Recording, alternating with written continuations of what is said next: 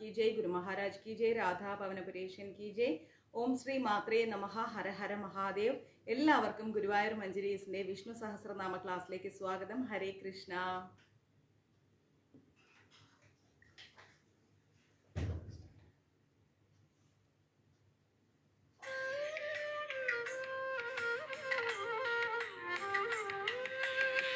ഗുരുവായൂരമരുന്ന ഭഗവാനേ,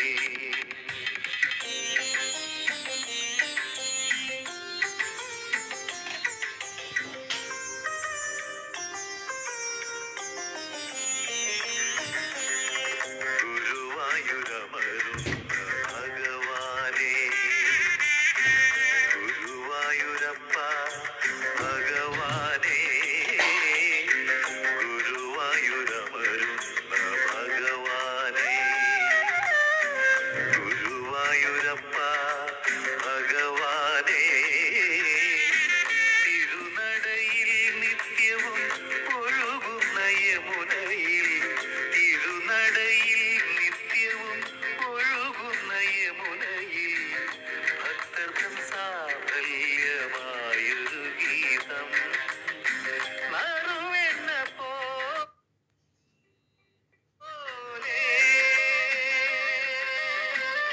നാരായണ ഹരേ, നാരായണ ഹരേ, നാരായണ ഹരേ, നാരായണ ഹരേ.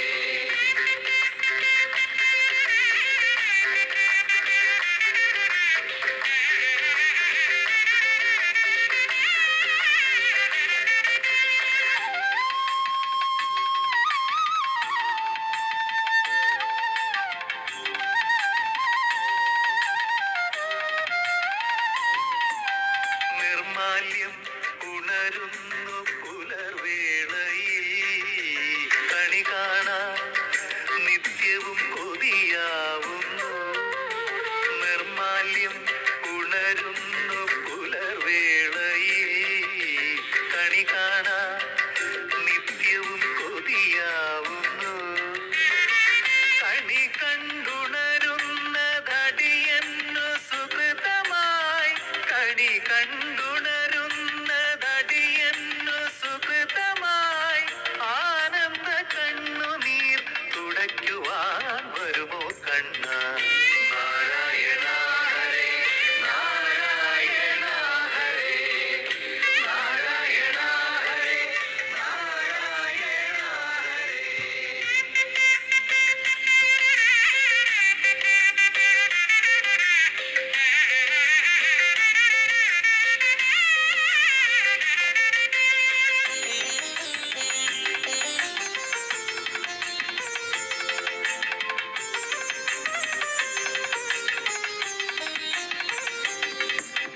കള്ളച്ചിരിയിലും ഭഗവാൻ ഭക്തിയല്ലയോ, ഭക്തിയിലും ഭഗവാൻ നിറമനസ്സല്ലയോ. കള്ളച്ചിരിയിലും ഭഗവാൻ ഭക്തിയല്ലയോ, ഭക്തിയിലും ഭഗവാൻ നിറമനസ്സല്ലയോ. ഈ ജന്മം മുഴുവൻ ഞാൻ പൂന്താനമാകുമെങ്കിൽ, ഈ ജന്മം മുഴുവൻ ഞാൻ പൂന്താനമാകുമെങ്കിൽ, മങ്ങാട്ടച്ഛനായി അടുത്തു വരുമോ നീയൻ കണ്ണ. നാരായണ ഹരേ, നാരായണ ഹരേ, നാരായണ ഹരേ, നാരായണ ഹരേ. ഗുരുവായൂരമരുന്ന ഭഗവാനേ, ഗുരുവായൂരപ്പ ഭഗവാനേ, ഗുരുവായൂരമരുന്ന ഭഗവാനേ, ഗുരുവായൂരപ്പ ഭഗവാനേ, തിരുനടയിൽ നിത്യവും ഒഴുകുന്ന യമുനയിൽ, തിരുനടയിൽ നിത്യവും ഒഴുകുന്ന യമുനയിൽ, ഭക്തർക്കും സാഫല്യമായൊരു ഗീതം നറുവെണ്ണ പോലെ. നാരായണ ഹരേ, നാരായണ ഹരേ,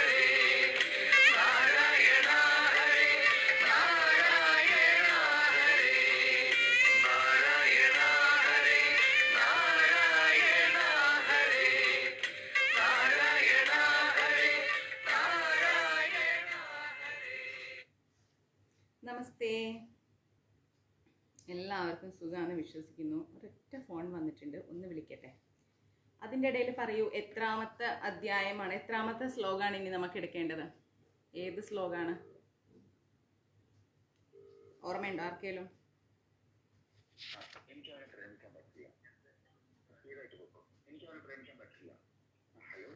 ആ ബദ്രി പറയൂ, പ്രേമിക്കണ്ട.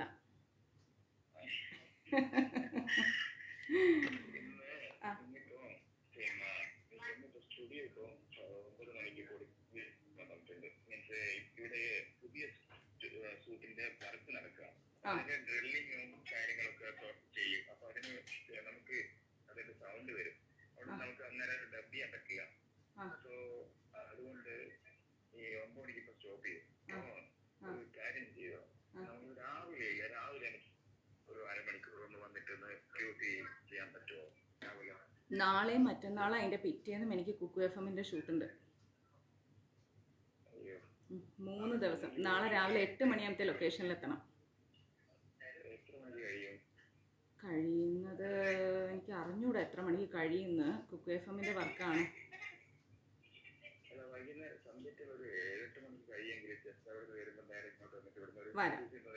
വരാം. നേരത്തെ കഴിഞ്ഞാലും 8, 9, 10 മണിക്ക് കഴിഞ്ഞാലും ആ വഴിക്ക് ലൊക്കേഷനിൽ നിന്ന് നേരെ സ്റ്റുഡിയോയിലേക്ക് വരാം. ഇപ്പൊ 10 മണിയാവും. ഇപ്പൊ ക്ലാസ് സമയമായി, ലൈവാണ്. അപ്പം 10 മണിയാവും കഴിയാൻ. ഓക്കെ. നാളെ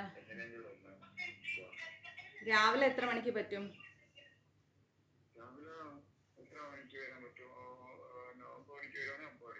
അല്ല, 8 മണിക്ക് എനിക്ക് ലൊക്കേഷനിൽ എത്തണേ. നോക്കട്ടെ, ഞാൻ സാറിനെ വിളിച്ച് ചോദിക്കട്ടെ നാളെ എത്ര സീനുണ്ട്, എത്ര മണിക്ക് എൻ്റെ ഷൂട്ട് കഴിയും ചോദിക്കട്ടെ. എന്നിട്ട് അതിനനുസരിച്ച് ഞാൻ അവിടുന്ന് ലൊക്കേഷനിൽ നിന്ന് ഇറങ്ങാം. എന്തെങ്കിലും ഒരു വഴി ഉണ്ടാക്കാം. ശരി, ഓക്കെ. ശരി.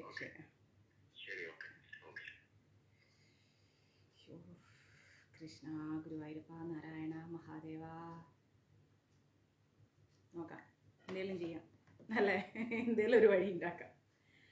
അപ്പൊ ഇനി എത്രാമത്തെ എടുക്കേണ്ട ആരും പറയില്ല. 51. ആ കണ്ണ, അയ്യോ എനിക്ക് ഭയങ്കര സന്തോഷമായി കണ്ണൻ പറഞ്ഞപ്പോ. പിന്നെ ഞാൻ 10 മണിക്ക് ഡബിങ്ങിന് ചെല്ലാന്ന് പറഞ്ഞതാണ്. ഇനിയിപ്പം 10 മണിക്ക് പറ്റൂല, ഇനി നാളത്തേക്കാണ്. അപ്പം അങ്ങനെയാണ് വിശേഷങ്ങൾ. നല്ല സന്തോഷമായിട്ട് കോട്ടയത്ത് പോയി വന്നു. എനിക്ക് ഭയങ്കര ഇഷ്ടമായി അവിടെയുള്ള ആളുകളെയൊക്കെ. നല്ല മനുഷ്യർ. എനിക്ക് നോക്കാം. നാളെ മറ്റന്നാളൊന്നും ഇനി നോക്കാൻ പറ്റില്ല, ഷൂട്ട് ഉണ്ടാവും. അതിൻ്റെ ഇടയ്ക്ക് മെസ്സേജ് നോക്കൽ നടക്കൂല. ഞാൻ നോക്കിക്കോളാം, ഫ്രീ ആകുമ്പോൾ നോക്കിക്കോളാം. ഇപ്പോൾ യാത്ര കഴിഞ്ഞ് വന്നിട്ട് ഇന്നിപ്പോൾ ഒന്ന് കുറച്ച് നേരം ഒന്ന് കിടക്കാൻ പറ്റിയിട്ടേ ഉള്ളൂ, പിന്നെ പറ്റിയിട്ടില്ല. അപ്പോൾ ഇന്ന് രാത്രി നേരത്തെ കിടന്നാലേ എനിക്ക് നാളെ രാവിലെ 8 മണിയാകുമ്പോഴത്തേക്ക് ലൊക്കേഷനിൽ എത്താൻ പറ്റും. അപ്പോൾ രാത്രി മെസ്സേജ് നോക്കിയിരിക്കില്ല, ടയേർഡാവും, കണ്ണൊക്കെ വേദനിക്കും, തലയൊക്കെ വേദനിക്കും. അപ്പം നോക്കാം, സമാധാനത്തിൽ നോക്കാം കേട്ടോ. പിന്നെ നല്ല യാത്രയായിരുന്നു, കുഴപ്പമൊന്നുമില്ല, സന്തോഷമായി, സമാധാനമായിട്ട് പോയിട്ട് വന്നു. ഭഗവാന്റെ കാരുണ്യം. നല്ല വിഷമമുണ്ടായി, ഞാൻ പറഞ്ഞില്ലേ. അതിൽ ഏറ്റവും വലിയ കാര്യം എന്താ അറിയോ, നമ്മുടെ മോനപ്പ മുതലാളിയെ എൻ്റെ ശങ്കരാചാര്യരുടെ ബുക്കും കൊണ്ടുപോയി. എന്നോട് പറയാം, ആരെ മെസ്സേജ് നോക്കാൻ പറ്റിയിട്ടില്ല, ഞാനിട്ട മെസ്സേജ് നോക്കിയില്ല എന്ന് പറയണ്ട. എനിക്ക് ആരോടൊരു വ്യക്തി വൈരാഗ്യം ഇല്ല. ഈ ഞാൻ ആരാണെന്ന് പോലും എനിക്ക് അറിഞ്ഞൂടാ. മഞ്ചരീസിൽ ഒരുപാട് മെസ്സേജസ് വരും. ഞാൻ ആരുടെ മെസ്സേജാണെന്ന് ഒന്നും നോക്കാറില്ല. ഞാൻ മെസ്സേജുകൾ നോക്കി പോവും, അതിനുള്ള ആൻസർ കൊടുക്കും. അല്ലാതെ വ്യക്തിപരമായി നിങ്ങളുടേത് മാറ്റി വെക്കുന്നതല്ല. കുറേ മെസ്സേജസ് ഉണ്ട് ഇതിൽ. 1000, 1500, 1200 ഒക്കെ മെസ്സേജസ് ഉണ്ട്. നമുക്ക് ഒറ്റയടിക്ക് നോക്കാൻ പറ്റുമോ? കണ്ണൊക്കെ വേറെ വഴിക്ക് പോവും, മനസ്സിലായോ? അപ്പം പയ്യെ നോക്കാം. കുറച്ച് മെസ്സേജ് ആയിട്ട് നോക്കാനേ പറ്റുമോ? നോക്കിക്കോളാം, നോക്കി അതിന് റിപ്ലൈ തരാം കേട്ടോ. പ്രഷർ ചെയ്യരുത് മെസ്സേജ് നോക്കാൻ പറഞ്ഞോണ്ട്. അപ്പം എനിക്കത് നോക്കാനുള്ള ഇൻട്രസ്റ്റേ പോയി പോവും. സ്ട്രെസ് തരരുത്. ഇന്ന് 10 മണിക്ക് ക്ലാസ് കഴിഞ്ഞിട്ട് വീണ്ടും മെസ്സേജ് നോക്കലൊന്നും എന്നെക്കൊണ്ട് നടക്കൂല.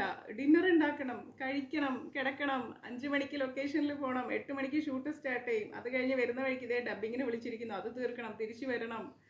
നോക്കാം, മെസ്സേജ് നോക്കാം, സമാധാനമായിട്ടിരിക്കും. ചെറിയ മെസ്സേജസ് ഇട്, വലുതിടരുത് കേട്ടോ. നോക്കിക്കോളാം, എല്ലാവരുടെ മെസ്സേജ് നോക്കി റിപ്ലൈ തരാം. പിന്നെ കോട്ടയത്തായിരുന്നു പോയത്. അവിടെ ഒരു ആൽമരത്തിൻ്റെ ചോട്ടിൽ കുറച്ച് സ്ത്രീകൾ ചേർന്നിട്ട് ഒരു ഭഗവാനെ പ്രതിഷ്ഠ നടത്തി. ഭഗവാനെ ആരാധിച്ചു, അവരാൽ കഴിയുന്ന രീതിയിൽ അത് മുന്നോട്ട് കൊണ്ടുപോകുന്നു. പക്ഷെ ഭയങ്കര ഭഗവത് സാന്നിധ്യമുള്ള ഒരു ക്ഷേത്രം, എനിക്ക് ഒരുപാട് ഇഷ്ടപ്പെട്ടു. ഒത്തിരി സന്തോഷത്തോടു കൂടി ഞാൻ ആ ക്ഷേത്രത്തിൽ പോയി തിരിച്ചു വന്നു. വിജയലത മാതാജി, ഇത് ശരിയാണോ ഇപ്പം ഇട്ട മെസ്സേജ്? ഞാൻ ഇട്ട മെസ്സേജ് നോക്കിയില്ല. ഞാൻ ഇന്നലെയും മെനയാന്നും ഇവിടെ ഉണ്ടായില്ല, അറിയാലോ. ഗ്രൂപ്പൊന്നും നോക്കാറില്ലേ അപ്പം? ഫ്രീ ആവുമ്പോഴേ മെസ്സേജ് നോക്കാൻ പറ്റൂ, അതിനു വേണ്ടി ഇരിക്കാൻ കഴിയില്ല. മെസ്സേജ് ഇട്ട് വെച്ചോളൂ, നോക്കാം. എനിക്ക് ഇനി മെസ്സേജ് നോക്കുന്ന കാര്യം പറയുമ്പോൾ ഭയങ്കര ഇറിറ്റേഷൻ ആവും. അങ്ങനെ പറയാതെ നോക്കും. അത് മാത്രമല്ലല്ലോ, നമുക്ക് ഒത്തിരി കാര്യങ്ങളില്ലേ, നോക്കിക്കോളാം. ഓരോരോ മെസ്സേജ് ആയിട്ട് നോക്കാം. സമാധാനത്തോടെ ഇരിക്കേട്ടാ. രമണൻ പ്രഭു, ആരോഗ്യം ശ്രദ്ധിക്കുക, ആരോഗ്യം ശ്രദ്ധിക്കുക. ഒരു കാരണവശാലും മഴയത്തൊന്നും പോകാതിരിക്കുക. അസുഖങ്ങൾ വരുത്തി വെക്കരുത്. നല്ലോണം റെസ്റ്റ് എടുക്കുക. ചുക്ക് ഇട്ടിട്ടൊക്കെ വെള്ളമൊക്കെ തിളപ്പിച്ച് കുടിക്കുക. ഓക്കെ. പിന്നെ മെസ്സേജിൻ്റെ കാര്യത്തിൽ ആരും ബഹളം കൂട്ടണ്ട. നിങ്ങൾ എത്ര മെസ്സേജ് ഇട്ടാലും എനിക്ക് ഫ്രീ ആവുമ്പോഴേ അത് നോക്കാൻ പറ്റൂ. അത് യാത്രക്കിടയിൽ നോക്കിയാൽ ഒന്ന് അത് എഴുതിയെടുക്കണം. നിങ്ങൾക്ക് കറക്റ്റ് റിപ്ലൈ വേണ്ടേ? അതിന് ഞാനത് എഴുതിയെടുക്കണമെങ്കിൽ അതിന് വേണ്ടി ഇരിക്കണം. നിങ്ങളൊരു ഓഡിയോ മെസ്സേജ് ഇട്ട് നിങ്ങളുടെ വിചാരം ഞാനൊരു മെസ്സേജ് ഇട്ട് മാതാജി അത് നോക്കും. അങ്ങനെയല്ല. മഞ്ജരീസ് ട്രസ്റ്റിൻ്റെ ഫോണിലേക്ക് വരുന്നത് ആയിരക്കണക്കിന് മെസ്സേജുകളാണ്. അപ്പം നിങ്ങൾ എത്ര ഇട്ടാലും അതെല്ലാം അടിയിലേക്ക് പോകും. മുകളിൽ മെസ്സേജ് വരും. മനസ്സിലായോ? അപ്പോൾ അതെ മെസ്സേജ് നോക്കണ്ട, പ്രശ്നമാണ്. ഇനി നോക്കണില്ല, മെസ്സേജ് നോക്കൽ നിർത്തി. അപ്പം അത് നോക്കാം. സമാധാനമായിട്ടിരിക്കേ. ഞാനിട്ടത് നോക്കില്ല. ഞാനെന്ന് ഭാവമേ മാറ്റി വെക്കേ. നോക്കാം, സമാധാനത്തിൽ നോക്കാം കേട്ടോ. ഒറ്റയടിക്ക് നോക്കാൻ പറ്റൂല, അങ്ങനെ നോക്കൂലേ ഞാൻ. എനിക്ക് അങ്ങനെ ചെയ്യുന്ന ഇഷ്ടമല്ല. നല്ല കോൺസെൻട്രേറ്റഡ് ആയിട്ട് നല്ല സമാധാനമായിരിക്കുമ്പോഴേ മെസ്സേജ് നോക്കൂ. നോക്കിക്കോളാം കേട്ടോ. സൗണ്ട് കുറവാണോ? ഡബിങ്ങിന് പോയിട്ടാ, തലവേദന. അപ്പം അങ്ങനെയൊക്കെ. പിന്നെ കോട്ടയത്ത് നിന്ന് മോനപ്പം മുതലാളിയും നമ്മുടെ പ്രസന്നാമ്മയും കുറേ ചക്ക, മാങ്ങ, കാച്ചിൽ, പപ്പായ, പച്ചപ്പപ്പായ, പഴുത്ത പപ്പായ, വിഷുക്കോടി, അച്ചാറുകൾ എല്ലാം കൈ നിറച്ച് തന്നു വിട്ടു. ഒരുപാട് സന്തോഷം തോന്നി. പ്രത്യേകം നന്ദി എല്ലാവരോടും പറയുന്നു. ഹെഡ്സെറ്റ് എടുത്ത് വെക്കൂ കേട്ടോ. ഇതിൽ കൂടുതൽ വോളിയം ഇല്ലപ്പാ. നാളെ ഷൂട്ടുണ്ട്, ഡബിങ് ഉണ്ട്. പാവം, ഞാൻ ജീവിച്ചു പോട്ട്. അപ്പം നമുക്ക് ക്ലാസ്സിലേക്ക് പോവാം. 51ാമത്തെ ശ്ലോകമാണ്. ക്ലാസ്സിലേക്ക് പോകുന്നു നമ്മൾ. ക്ലാസ് ശ്രദ്ധിച്ച് കേൾക്കാം. ഞാൻ 3 ദിവസം അടുപ്പിച്ച് ഷൂട്ടുള്ളത് കൊണ്ട് ഞാനിപ്പം എടുക്കാമെന്ന് കരുതി. യാത്ര ചെയ്ത് നല്ല ക്ഷീണമുണ്ട്. പക്ഷെ 3 ദിവസത്തെ ക്ലാസ് ഇനി ചിലപ്പോൾ മിസ്സായി പോകും. അപ്പം അതുകൊണ്ടാണ് ഇന്ന് വേഗം എടുത്ത് വെക്കുന്നത്. ശ്രദ്ധിക്കൂ കേട്ടോ. ക്ലാസ് നല്ലോണം ശ്രദ്ധിക്കണേ. Guruvayur Manjaris contact number 93 42 49 49 41. എത്രയാ? ടൈപ്പ് ചെയ്തിട്ട് നേരത്തെ എത്തിയാൽ എന്തായാലും നാളെ ക്ലാസ് എടുക്കും. സപ്പോസ് നേരത്തെ എത്തിയില്ല എങ്കിൽ ക്ലാസ് പോയി പോകും. അതുകൊണ്ടാണ്. ഓക്കെ. അപ്പോൾ 51ാമത്തെ ശ്ലോകം. കണ്ണൻ അത് പറഞ്ഞപ്പോൾ എനിക്ക് എന്ത് സന്തോഷമായി എന്നറിയാമോ? ഭയങ്കര സന്തോഷമായി. എന്തെന്നില്ലാത്തൊരു ആനന്ദം എനിക്ക്. കണ്ണൻ 51ാമത്തെ ശ്ലോകം എന്ന് പറഞ്ഞപ്പോൾ എന്താ അറിയില്ല, ഭയങ്കര സന്തോഷം. ഓക്കെ. കണ്ണൻ്റെ വൈഫിനോട് എൻ്റെ പ്രത്യേക സ്നേഹാന്വേഷണം അറിയിക്കണം. 51ാമത്തെ ശ്ലോകം എന്ന് പറഞ്ഞാൽ ധർമ്മ ഗുപ് ധർമ്മ കൃധർമ്മി. ധർമ്മ ഗുപ് ധർമ്മ കൃധർമ്മി ഉള്ളവർ വായിച്ചോളൂ കേട്ടോ. കയ്യിൽ ബുക്ക് വെച്ചിട്ടുള്ളവർ വായിക്കൂ. ധർമ്മ ഗുപ് ധർമ്മ കൃധർമ്മി. സദ സത് സദ സത്. അക്ഷരം, അക്ഷരത്തിന്റെ ക്ഷര മാത്രമേ ഇവിടെ ഉള്ളൂ. സദ സക്ഷരമക്ഷരം. ഓക്കെ. ഞാൻ വരാമ്മ, ഞാൻ വരും. ഈ കേരളത്തിലെ എല്ലാ ജില്ലകളിലും വരും. പിന്നെ മോനപ്പൻ മുതലാളി എൻ്റെ മുതലാളിയാ, സുരേഷ് മോനപ്പൻ. ഞാൻ അങ്ങനെ വിളിച്ച് ശീലിച്ചു. ഇനി എൻ്റെ അവസാന ശ്വാസം വരെ അതെൻ്റെ മുതലാളിയാ. അദ്ദേഹം ഒരു പാവം കൃഷിക്കാരനാണ്. ഞാൻ ഇന്നലെ സ്റ്റേഷനിൽ നിന്ന് പോകുമ്പം ഇങ്ങനെ നോക്കി നിന്നപ്പോൾ ഉണ്ടല്ലോ, ശരിക്കും പറഞ്ഞാൽ ഞാനത് ഭയങ്കരമായിട്ട് എനിക്ക് സങ്കടം വന്നു. സീരിയസ്ലി. ഒരേ നാട്ടുകാരല്ല, ഒരു കാലത്തും കണ്ടിട്ടില്ല, 1-2 പ്രാവശ്യം മഞ്ജരീസ് ത്രൂ. പക്ഷെ എന്തൊരു സ്നേഹ, മുതലാളിക്ക് മാത്രമല്ല, എൻ്റെ മഞ്ജരീസ് കുടുംബത്തിന് എല്ലാവർക്കും. ദേവൂട്ടി, ഉത്തര. അപ്പോൾ ഒരു പ്രസന്നാമ ലാസ്റ്റ് ഞാൻ പോരുമ്പോഴത്തേക്ക് അമ്മ ഒരു ദിവസം പോലും നിന്നില്ല എന്ന് പറഞ്ഞ് ഗേറ്റ് അടച്ച് വരുമ്പം കരഞ്ഞോണ്ട് അമ്മ നിൽക്കുന്നു. എന്തോ വല്ലാത്തൊരു ഫീലായിരുന്നു. ശരിക്കും നിങ്ങളൊക്കെ വിട്ട് വരുമ്പോൾ എനിക്ക് ഭയങ്കര സങ്കടം. എന്താ അറിയില്ല. എന്തായാലും ഭയങ്കര സന്തോഷം എന്ന് പറഞ്ഞു കഴിഞ്ഞാൽ ഞാൻ ആകെ എക്സൈറ്റഡ് ആയിരുന്നു. പിന്നെ പൊന്നമ്മാമ, ഹരിപ്രിയ, പറയാൻ പറ്റില്ല. ആ ഒരു ഫീലൊക്കെ നമ്മൾ എന്താ പറയുക, വല്ലാത്തൊരു മാനസിക അടുപ്പം. നമ്മുടെ വീട്ടിൽ നമ്മുടെ അച്ഛനെയോ അമ്മേനെയോ അനിയത്തിനെയോ ചേട്ടനെയോ ചേച്ചീനെയോ ഒക്കെ വിട്ട് വരുന്ന പോലെ. ശരിക്കും നിങ്ങളൊക്കെ അങ്ങനെയാണ് എനിക്ക്.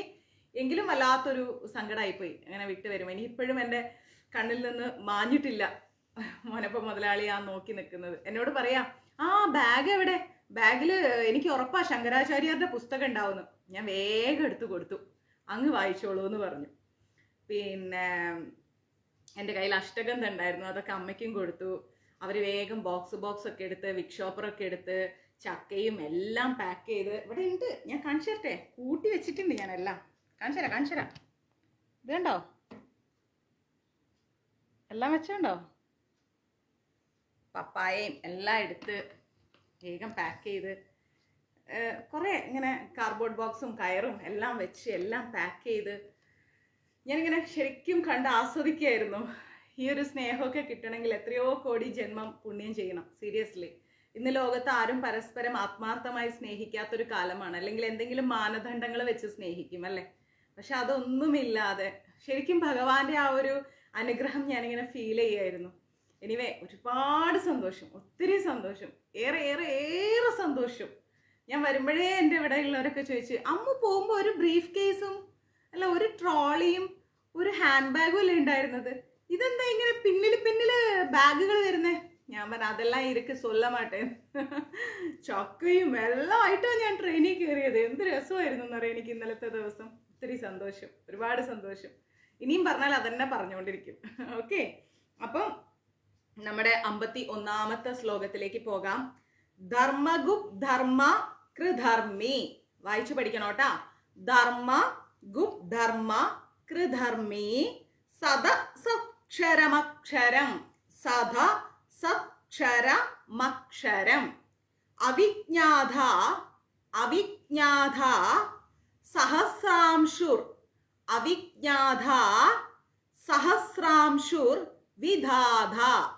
വിധാത സഹസ്രാംശുർ വിധാത കൃതലക്ഷണഃ. ഓക്കെ. ധർമ്മഗുപ് ധർമ്മ കൃധർമ്മി സദ സക്ഷരമക്ഷരം അവിജ്ഞാത സഹസ്രാംശുർ വിധാത കൃതലക്ഷണഃ. കിട്ടിയോ? അപ്പോ അതിന്റെ അർത്ഥം എന്ന് പറഞ്ഞാൽ ധർമ്മഗുപ് എന്ന് പറഞ്ഞു കഴിഞ്ഞാൽ ധർമ്മത്തെ സംരക്ഷിക്കുന്നവൻ. ധർമ്മഗുപ് എന്ന് പറഞ്ഞു കഴിഞ്ഞാൽ ധർമ്മത്തെ സംരക്ഷിക്കുന്നവൻ. ആരാണ് ധർമ്മത്തെ സംരക്ഷിക്കുന്നത്? ഭഗവാനാണ് സംരക്ഷിക്കുന്നത്. ധർമ്മകൃത് എന്ന് പറഞ്ഞു കഴിഞ്ഞാൽ സംസ്ഥാപനത്തിന് വേണ്ടി ധർമ്മത്തെ അനുഷ്ഠിക്കുന്നവൻ. അതായത് ധർമ്മത്തെ നിലനിർത്തുവാൻ വേണ്ടി ധർമ്മമേ അനുഷ്ഠിക്കുകയാണ് ഭഗവാൻ. ധർമ്മം നിലനിർത്താൻ വേണ്ടി ധർമ്മത്തെ അനുഷ്ഠിക്കുന്നവനാണ് ആര്? ധർമ്മകൃത് എന്ന് പറയുന്നത്. ഓക്കെ. അത് പറഞ്ഞപ്പോ വേറൊരു കാര്യം ഓർത്തു. നമ്മുടെ രമണൻ പ്രഭു, അദ്ദേഹം നമ്മുടെ ഉത്സവത്തിന് പറ നടക്കുന്നുണ്ടായിരുന്നില്ലേ? പാവം നേരെ അവിടുന്ന് പോവാ, ആലപ്പുഴയിൽ നിന്ന്. അവിടെ ചെന്ന്, മാതാജി ഇവിടെ നല്ല തിരക്ക് മാതാജി, ഇടിപിടി ബഹളം. എങ്കിലും നമ്മുടെ മഞ്ജരീസ് കുടുംബത്തിൽ എല്ലാവർക്കും വേണ്ടിയിട്ട്, മാതാജിക്കും വേണ്ടിയിട്ട് ഞാൻ പറ നിറച്ചു. ഇനി എന്താ കേൾക്കേണ്ടത് ഈ കൂടുതൽ? ഇവര് രണ്ടുപേരും മാത്രമല്ല കേട്ടോ, ഒരുപാട് പേര്. ശരിക്കും എനിക്ക് സന്തോഷമാണ്. ഗുരുവായൂർ മഞ്ജരീസിന്റെ പേരിൽ നിങ്ങൾ എവിടെ ഏത് ക്ഷേത്രത്തിൽ എത്തിയാലും ഒരു നെയ്വിളക്കെങ്കിലും ഗുരുവായൂർ മഞ്ജരീസിന്റെ പേരിൽ ചെയ്യുക, മറക്കരുത്. കാരണം എന്താ അറിയോ, എത്ര ആളുകളുണ്ടെന്ന് അറിയോ നമ്മുടെ കുടുംബത്തില്, മഞ്ജരീസ് കുടുംബത്തില്. അപ്പൊ അവർക്കൊക്കെ സമാധാനം കിട്ടട്ടെ. നമ്മുടെ മഞ്ജരീസ് നമ്മുടെ ഭഗവാന്റെ അല്ലേ. അപ്പൊ നിങ്ങൾ ഗുരുവായൂർ മഞ്ജരീസ് എന്ന പേരിൽ ഒരു നെയ്വിളക്കോ ഒരു പുഷ്പാഞ്ജലിയോ ഒരു രക്തപുഷ്പാഞ്ജലിയോ ചെയ്യുമ്പോൾ അതിൻ്റെ ഒരു അനുഗ്രഹം വേറെ തന്നെയാണ്. അത് നമ്മുടെ കുടുംബത്തിൽ എല്ലാവർക്കും കിട്ടും. നമ്മുടെ കുടുംബത്തിൽ എല്ലാവർക്കും സമാധാനവും ഐശ്വര്യവും ഒക്കെ വേണം. ഓക്കെ, അപ്പോൾ ഗുരുവായൂർ മഞ്ജരീസിന്റെ പേരിൽ എപ്പോഴും പ്രാർത്ഥനയും പൂജയൊക്കെ ചെയ്യുന്ന, വഴിപാടൊക്കെ ചെയ്യുന്ന എല്ലാവരോടും എനിക്ക് കടപ്പാടുണ്ട്. ചെയ്യാത്തവര് സാഹചര്യം കൊണ്ടാണ്, അതൊന്നും കുഴപ്പമില്ല. എവിടെ പോയാലും പ്രാർത്ഥിക്കുക. ഓക്കെ, തീർച്ചയായിട്ടും മോനപ്പ മുതലാളി. അപ്പോ ധർമ്മഗുപ് എന്ന് പറഞ്ഞാൽ ധർമ്മത്തെ സംരക്ഷിക്കുന്നവനും, ധർമ്മകൃത് എന്ന് പറഞ്ഞു കഴിഞ്ഞാൽ ധർമ്മ സംസ്ഥാപനത്തിനു വേണ്ടി, ധർമ്മത്തെ നിലനിർത്താൻ വേണ്ടി ധർമ്മത്തെ അനുഷ്ഠിക്കുന്നത് കൊണ്ട് ഭഗവാനെ നമ്മൾ ധർമ്മകൃത് എന്ന് വിളിക്കുന്നു. ഇനി ധർമ്മി, ധർമ്മഗുപ്, ധർമ്മകൃത്, ധർമ്മി എന്നാണ്. അപ്പൊ ആ ധർമ്മി എന്ന് പറഞ്ഞു കഴിഞ്ഞാൽ ധർമ്മങ്ങളെ ധരിക്കുന്നവൻ. ഭഗവാൻ എന്താണ്? ധർമ്മത്തെ ധരിക്കുകയാണ്. മനസ്സിലായില്ലേ? അപ്പൊ ഭഗവാൻ എന്ന് പറഞ്ഞാലേ എന്താ? ധർമ്മമാണ്. പിന്നെയോ സത്. അപ്പൊ ധർമ്മഗുപ്, ധർമ്മകൃധർമ്മി, ധർമ്മഗുപ്, ധർമ്മകൃധർമ്മി, ധർമ്മ, ധർമ്മഗുപ്, ധർമ്മകൃധർമ്മി. ഇനി സത, സത്, ക്ഷരം, അക്ഷരം. അപ്പൊ സത് എന്ന് പറഞ്ഞാൽ എന്താണ്? സത്യസ്വരൂപമായ പരബ്രഹ്മം. അതാണ് സത് എന്ന് പറയുന്നത്. സത് എന്ന് പറഞ്ഞു കഴിഞ്ഞാൽ സത്യസ്വരൂപമായിരിക്കുന്ന പരബ്രഹ്മത്തെ സത് എന്ന് വിളിക്കുന്നു. അസത് എന്ന് പറഞ്ഞാൽ എന്താണ്?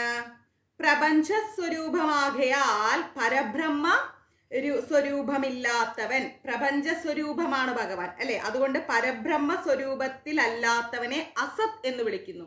അത് കൺഫ്യൂഷൻ വേണ്ട. മരപ്രഭുവും ഭഗവാൻ തന്നെ, അമരപ്രഭുവും ഭഗവാൻ തന്നെ, അല്ലെ? അപ്പൊ സത്ത് എന്ന് പറഞ്ഞാലും ഭഗവാൻ തന്നെ, അസത് എന്ന് പറഞ്ഞാലും ഭഗവാൻ തന്നെ. അത്രയും മനസ്സിൽ വെച്ചാൽ കൂടുതൽ വൈഡായിട്ട് ചിന്തിച്ച് കൺഫ്യൂഷൻ ആവണ്ട. സത് എന്ന് പറഞ്ഞാല് സത്യസ്വരൂപമായിരിക്കുന്ന പരബ്രഹ്മത്തെ സത് എന്ന് വിളിക്കുന്നു. അസത് എന്ന് പറഞ്ഞു കഴിഞ്ഞാൽ പ്രപഞ്ച സ്വരൂപമായത് കൊണ്ട്, പരബ്രഹ്മ സ്വരൂപത്തിലല്ലാതിരിക്കുന്നത് കൊണ്ട് അസത് എന്ന് വിളിക്കുന്നു. ഓക്കെ, ഇനി എന്താ? ക്ഷരം. ക്ഷരം സദ സത് ക്ഷര എന്നാണ്. സദ സത് ക്ഷര മക്ഷരം. അതില് ക്ഷരം എന്ന് പറഞ്ഞാൽ സകലഭൂത സ്വരൂപൻ. എല്ലാ ഭൂതങ്ങളിലും ഭഗവാനുണ്ട്. എല്ലാ സമസ്ത ഭൂതങ്ങളിലും. ഭൂതം എന്ന് പറഞ്ഞാൽ പ്രേതാണോ? അല്ല, ജീവജാലങ്ങൾ. അപ്പൊ സമസ്ത ജീവജാലങ്ങളിലും ഭഗവാൻ ഉള്ളത് കൊണ്ട് അദ്ദേഹത്തെ ക്ഷരം എന്ന് വിളിക്കുന്നു. ഇനിയോ അക്ഷരം. അക്ഷരം എന്ന് പറഞ്ഞാൽ കൂടസ്ഥ സ്വരൂപൻ. എല്ലാത്തിലും ഭഗവാൻ എന്താണ്? എല്ലാ ജീവാത്മാക്കളുടെയും കൂടെ പരമാത്മാവായിട്ട് ഭഗവാൻ നിലകൊള്ളുന്നുണ്ട്. ഓക്കെ, അപ്പൊ അതുകൊണ്ട് ഭഗവാനെ നമ്മൾ അക്ഷരം എന്നും വിളിക്കുന്നു. പിന്നെയോ അവിജ്ഞാത. അവിജ്ഞാത. സഞ്ജുട്ടി ഫാൻ ഓഫ് അവിജ്ഞാത എന്ന് പറഞ്ഞു കഴിഞ്ഞാൽ വികൽപ്പ വിജ്ഞാനങ്ങൾ കൊണ്ട് മൂടപ്പെട്ട ജീവനാണ് വിജ്ഞാതാവ്. അതിൽ നിന്നും വിലക്ഷണമായവൻ. വികൽപ്പ വിജ്ഞാനങ്ങൾ കൊണ്ട്, അതായത് നമ്മൾക്കൊക്കെ ചിന്തിക്കാൻ പറ്റുന്ന അതിനും അപ്പുറത്തുള്ള വിജ്ഞാനം, അറിവ് കൊണ്ട് മൂടപ്പെട്ട ജീവനാണ് ആര്? ഭഗവാൻ. ഭഗവാന്റെ അറിവ് അല്ലെങ്കിൽ ഭഗവാന്റെ സൗന്ദര്യം, ഭഗവാന്റെ കഴിവ്, ഭഗവാൻ നൽകുന്ന അനുഗ്രഹം, ഇതൊന്നും നമുക്ക് എന്ത് ചെയ്യാൻ പറ്റില്ല? വർണ്ണിക്കാൻ പറ്റില്ല. അപ്പൊ നമ്മളുടെ ചിന്തകൾക്കും അപ്പുറമാണ് ഭഗവാൻ ഇരിക്കുന്നത് എല്ലാ കാര്യത്തിലും, സമസ്ത കാര്യത്തിലും. ഞാൻ വളരെ സിമ്പിൾ ആയിട്ട് പറഞ്ഞതാണ്. ചില വേർഡ്സ് ഒക്കെ നമുക്ക് കുറച്ച് കൺഫ്യൂഷൻ തരും. അങ്ങനെ പറഞ്ഞാൽ എന്താ, ഇങ്ങനെ പറഞ്ഞത്. പക്ഷെ അതിന്റെ ആന്തരിക അർത്ഥം എന്ന് പറഞ്ഞാൽ നമ്മൾ ചിന്തിക്കുന്നതിന്റെയും അപ്പുറമുള്ള ഒരു വിജ്ഞാനത്താൽ ഭഗവാൻ നിറഞ്ഞിരിക്കുകയാണ്. അതുകൊണ്ട് ഭഗവാനെ നമ്മൾ എന്തെന്ന് വിളിക്കുന്നു? അവിജ്ഞാത എന്ന് വിളിക്കുന്നു. മനസ്സിലായി? അവിജ്ഞാത എന്ന് പറഞ്ഞാൽ എന്താ? ഭഗവാൻ അവിജ്ഞാത. ഇനിയോ സഹസ്രാംശുഹ. സഹസ്രാംശുഹ എന്ന് പറഞ്ഞു കഴിഞ്ഞാൽ അനേകം രശ്മികളോട് കൂടിയവൻ. ഭഗവാന്റെ ആ ഒരു ചൈതന്യം, രശ്മികൾ, പ്രകാശം എന്ന് പറഞ്ഞു കഴിഞ്ഞാൽ നമുക്ക് എണ്ണിയാൽ ഒടുങ്ങില്ല. അത്രയും രശ്മികളാൽ പ്രഭാജ്വാലമായിട്ടാണ് ഭഗവാൻ ഇരിക്കുന്നത്. കോടാനുകോടി സൂര്യചന്ദ്രന്മാർ ഒന്നിച്ചാൽ കിട്ടുന്നതിനേക്കാളും ഭയങ്കരമായ ആ ഒരു പ്രതീതിയാണ് ഭഗവാൻ. അങ്ങനെ നിറഞ്ഞു നിൽക്കുകയാണ് ഭഗവാൻ. ഓക്കെ, പിന്നെയോ വിധാത. സഹസ്രാംശുർ വിധാത എന്ന് പറയുന്നുണ്ട്. വിധാത എന്ന് പറഞ്ഞു കഴിഞ്ഞാൽ സകല ഭൂതങ്ങളെയും, അതായത് എല്ലാ ജീവജാലങ്ങളെയും ധരിക്കുന്ന അനന്തനെയും ദിഗജങ്ങളെയും പർവ്വതങ്ങളെയും ധരിക്കുന്നവനാണ് ആര്? ഭഗവാൻ. എല്ലാ ജീവജാലങ്ങളും, അതായത് വിരാട് രൂപം, അത്രേ ഓർത്താൽ മതി. വിരാട് രൂപം അത്രേ ഉള്ളൂ ഭഗവാൻ. മീൻസ് അത്രേ ഉള്ളൂ എന്നല്ല കേട്ടോ, അത് എളുപ്പത്തിന് വേണ്ടി പറയാണ്. ഓക്കെ. ഓഹോ, ഞാൻ ശാന്താമാതാജിക്ക് കുറച്ച് പിക്കളൊക്കെ കൊടുത്തിട്ടുണ്ടായിരുന്നു, തീർന്നു പോയി. ഇന്ന് ഇവിടെ ഉണ്ട്, തരാം. ഇന്ന് ശാന്താമാതാജിയുടെ പിറന്നാളാണ്. അതായത് നമ്മുടെ ഇവിടെ അന്നദാനം പാക്ക് ചെയ്യാൻ വരാറില്ലേ ശാന്താമാതാജി, മാതാജിയുടെ പിറന്നാളാണ്. എല്ലാവരും മാതാജിക്ക് പിറന്നാൾ ആശംസകൾ അറിയിക്കുക. ഹരേ കൃഷ്ണ. നമ്മുടെ എല്ലാവരുടെയും പേരിൽ മാതാജിക്ക് ഒരു ചുരിദാർ സെറ്റ് ഞാൻ ഗിഫ്റ്റ് ചെയ്തിട്ടുണ്ട്. എൻ്റെ മാത്രം പേരിലല്ല, മഞ്ജരീസിന്റെ പേരിൽ. മാതാജി ഒരുപാട് സന്തോഷവതിയായി. ഇവിടെ ഭഗവാന്റെ പ്രസാദമൊക്കെ കൊണ്ടുപോകുന്നതിൽ നമ്പർ 1 പ്ലേസ് ആണ് മാതാജി. മാതാജി ഇവിടെ വരുമ്പോൾ എല്ലാ ഭഗവാനും വെക്കുന്ന പ്രസാദമായിട്ടാണ് പോകാറ്. ഒരുപാട് കാര്യങ്ങൾ ഭഗവാന് കൊണ്ടു കൊടുക്കുകയും ചെയ്യും. അപ്പം മാതാജിക്ക് എൻ്റെയും ഗുരുവായൂർ മഞ്ജരീസിൻ്റെയും ഹൃദയം നിറഞ്ഞ പിറന്നാൾ ആശംസകൾ ഒരിക്കൽ കൂടി. ഓക്കെ. അപ്പോ വിധാത എന്ന് പറഞ്ഞു കഴിഞ്ഞാൽ സകല ഭൂതങ്ങളെയും ധരിക്കുന്ന, അനന്തനെയും ദിഗജങ്ങളെയും പർവ്വതങ്ങളെയും ധരിക്കുന്നവൻ. എല്ലാം ഭഗവാനിലുണ്ട്, സമസ്തവും ഭഗവാനിലുണ്ട്. അതായത് വിരാട് രൂപം. അതുകൊണ്ടാണ് ഭഗവാന് വിധാത എന്ന് വിളിക്കുന്നത്. പിന്നെയോ കൃതലക്ഷണ. എന്ന് പറഞ്ഞാൽ നിത്യസിദ്ധമായ ചൈതന്യ സ്വരൂപത്തോടു കൂടിയവൻ. നിത്യമായ ചൈതന്യ സ്വരൂപമാണ് ഭഗവാൻ. ഒരിക്കലും ഭഗവാന്റെ ആ ചൈതന്യ സ്വരൂപത്തിന് മാറ്റം സംഭവിക്കുന്നില്ല, ഒരു കാലത്തും സംഭവിക്കുന്നില്ല. നിത്യമായ ആ ചൈതന്യ സ്വരൂപത്തോടു കൂടിയിരിക്കുന്നത് കൊണ്ടാണ് ഭഗവാനെ നമ്മൾ കൃതലക്ഷണ എന്ന് പറയുന്നത്. അപ്പോ കേൾക്കാം. അതായത് ധർമ്മത്തെ രക്ഷിച്ചുകൊണ്ട്, ധർമ്മം നിലനിർത്താൻ വേണ്ടി ധർമ്മത്തെ അനുഷ്ഠിച്ചുകൊണ്ട്, ധർമ്മങ്ങളെ ധരിച്ചുകൊണ്ട്, സത്യസ്വരൂപമായിരിക്കുന്ന പരബ്രഹ്മ രൂപമായിരിക്കുന്ന, പ്രപഞ്ച സ്വരൂപമായ പരബ്രഹ്മ സ്വരൂപമല്ലാതിരിക്കുന്ന, സകല ഭൂത സ്വരൂപനായിരിക്കുന്ന, കൂടസ്ഥ സ്വരൂപനായിരിക്കുന്ന, വികൽപ്പ വിജ്ഞാനങ്ങൾ കൊണ്ട് മൂടപ്പെട്ട ജീവനാണ് വിജ്ഞാതാതാവ്. അതിൽ നിന്നും വിലക്ഷണമായിരിക്കുന്ന, അനേകം രശ്മികളോട് കൂടിയിരിക്കുന്ന, സകല ഭൂതങ്ങളെയും ധരിച്ചുകൊണ്ട് വിരാട് രൂപത്തിലിരിക്കുന്ന, നിത്യ സത്യ ചൈതന്യ സ്വരൂപമായിരിക്കുന്ന ആ സാക്ഷാൽ ഗുരുവായൂരപ്പന്റെ തൃപ്പാദങ്ങളിൽ കോടിക്കോടി പ്രണാമം. ഓക്കെ. അപ്പൊ 51ാമത്തെ ശ്ലോകം നമ്മൾ പഠിച്ചു. അതില് ധർമ്മഗുപ്, ധർമ്മകൃധർമ്മി, ധർമ്മഗുപ്, ധർമ്മകൃധർമ്മി, സദസക്ഷരമക്ഷരം, അവിജ്ഞാത സഹസ്രാംശുർവിധാത, അവിജ്ഞാത സഹസ്രാംശുർവിധാത, കൃതലക്ഷണ. കൃതലക്ഷണ എന്ന് പറഞ്ഞാല് നിത്യസത്യമായിരിക്കുന്ന ചൈതന്യ സ്വരൂപൻ. ഓക്കെ. അപ്പൊ 51ാമത്തെ ശ്ലോകം കഴിഞ്ഞു. ഇനി 52ാമത്തെ ശ്ലോകം. ഗബസ്തിനേമിഹ, ഗബസ്തിനേമിഹ. ഓക്കെ. ഗബസ്തിനേമിഹ സത്വസ്തഃ, സത്വസ്തഃ. ഗബസ്തിനേമിഹ സത്വസ്തഃ സിംഹോ, സിംഹോ. ഭൂതമഹേശ്വരഃ, ഭൂതമഹേശ്വരഃ. ആദിദേവോ, ആദിദേവോ മഹാദേവോ, ദേവേശോ, ദേവേശോ, ദേവഭൃത് ഗുരുഃ, ദേവഭൃത് ഗുരുഃ. അപ്പൊ ഒന്ന് വായിച്ചു പോവാ. ഗബസ്തിനേമിഹ സത്വസ്തഃ സിംഹോ ഭൂതമഹേശ്വരഃ, ആദിദേവോ മഹാദേവോ, ദേവേശോ, ദേവഭൃത് ഗുരുഃ. കിട്ടിയോ? അപ്പൊ 52ാമത്തെ ശ്ലോകത്തിന്റെ അർത്ഥം എന്ന് പറഞ്ഞാൽ ഗബസ്തിനേമിഹ എന്ന് പറഞ്ഞു കഴിഞ്ഞാൽ രശ്മി സമൂഹത്തിന്റെ നടുവിൽ സൂര്യസ്വരൂപത്തിൽ സ്ഥിതി ചെയ്യുന്നു. അതായത് ഭയങ്കര പ്രകാശത്തിന്റെ നടുവില് സൂര്യനെ പോലെ സ്ഥിതി ചെയ്യാണ് ഭഗവാൻ. അതുകൊണ്ടാണ് ഭഗവാനെ നമ്മൾ ഗബസ്തിനേമിഹ എന്ന് വിളിക്കുന്നത്. ഓക്കെ. നമ്മളെല്ലാവരും ഭഗവാനെ വിളിക്കൽ എന്താണ്? കൃഷ്ണ, ഗുരുവായൂരപ്പ, മാധവ, അച്യുത, നാരായണ, മുകുന്ദ, ജനാർദ്ദന, ഇത്രയൊക്കെയാണ് പേര് വിളിക്കല്. എപ്പോഴെങ്കിലും ഗുരുവായൂർ നടക്കൽ പോയി നിന്ന് നമ്മൾ ഗപസ്തിനേമിഹ എന്ന് വിളിച്ച ഭഗവാൻ ആരാ എന്നെ വ്യത്യസ്തമായ ഒരു പേര് വിളിക്കുന്നത്? ഈ അനേകായിരം കോടി ജനങ്ങൾക്ക് നടുവിൽ നിന്ന് ഗപസ്തിനേമിഹ എന്ന് ഉച്ചരിക്കുന്നത് ആരാണ് എന്ന് ഭഗവാൻ ശ്രദ്ധിക്കും ഇല്ലേ? അപ്പൊ അതുകൊണ്ട് ഭഗവാന്റെ 1000 നാമങ്ങൾ അടങ്ങുന്ന സഹസ്രനാമ പുസ്തകം നിർബന്ധമായിട്ടും ഗുരുവായൂർ നടയിൽ ചെല്ലുമ്പോൾ കയ്യിൽ കരുതുക. ഓക്കെ, ഞാൻ കഴിഞ്ഞ പ്രാവശ്യം പോയപ്പം അവിടെ വിഷ്ണു സഹസ്രനാമം ജപിച്ചുകൊണ്ടിരുന്ന ഒരു ബുക്ക് എൻ്റെ കയ്യിലുണ്ടായിരുന്നു. അപ്പം ഞാൻ നാമം ചൊല്ലി എഴുന്നേക്കാൻ ഇങ്ങനെ ഇതായപ്പോഴേക്കും എൻ്റെ ചുരിദാറ് തടഞ്ഞു അവിടുന്ന്. അപ്പം പെട്ടെന്ന് അവിടെ ലൈൻ നിൽക്കണം, കുറേ ആൾക്കാർ ഇങ്ങനെ എൻ്റെ മുന്നിൽ ലൈൻ നിൽക്കുന്നുണ്ടായിരുന്നു. അകത്ത് നമ്മുടെ നാലമ്പലത്തിൻ്റെ പുറത്ത് ഇപ്പം നമ്മളിങ്ങനെ ശീവേലിയൊക്കെ പോണില്ലേ അവിടെ. അപ്പോൾ ഉടനെ ഒരു മാതാജി, അവരാരാന്നൊന്നും എനിക്കറിയില്ല, അയ്യോ എന്നും പറഞ്ഞ് ഇങ്ങനെ കൈ തന്നു. അപ്പോൾ ഞാൻ ആ കയ്യെ പിടിച്ച് എഴുന്നേറ്റ് കേട്ടോ, നമസ്തേ എന്ന് പറഞ്ഞു. അപ്പോൾ അവർ നമസ്തേ എന്ന് പറഞ്ഞു. വേഗം ഞാൻ ആ വിഷ്ണു സഹസ്രനാമം എടുത്തു കൊടുത്തപ്പോഴത്തേക്ക് അവരങ്ങ് ഞെട്ടിപ്പോയി. അപ്പോൾ അവർ ആകെ ഷോക്കായിട്ട് പിന്നിൽ നിൽക്കുന്ന അവരുടെ ഹസ്ബൻഡിനെ നോക്കുന്നു, മുമ്പിൽ നിൽക്കുന്ന അവരെ അമ്മ നോക്കുന്നു. കാരണം നടക്കൽ വെച്ചിട്ട് ഒരാൾ വിഷ്ണു സഹസ്രനാമം കൊടുക്കുകയാണ് അല്ലേ.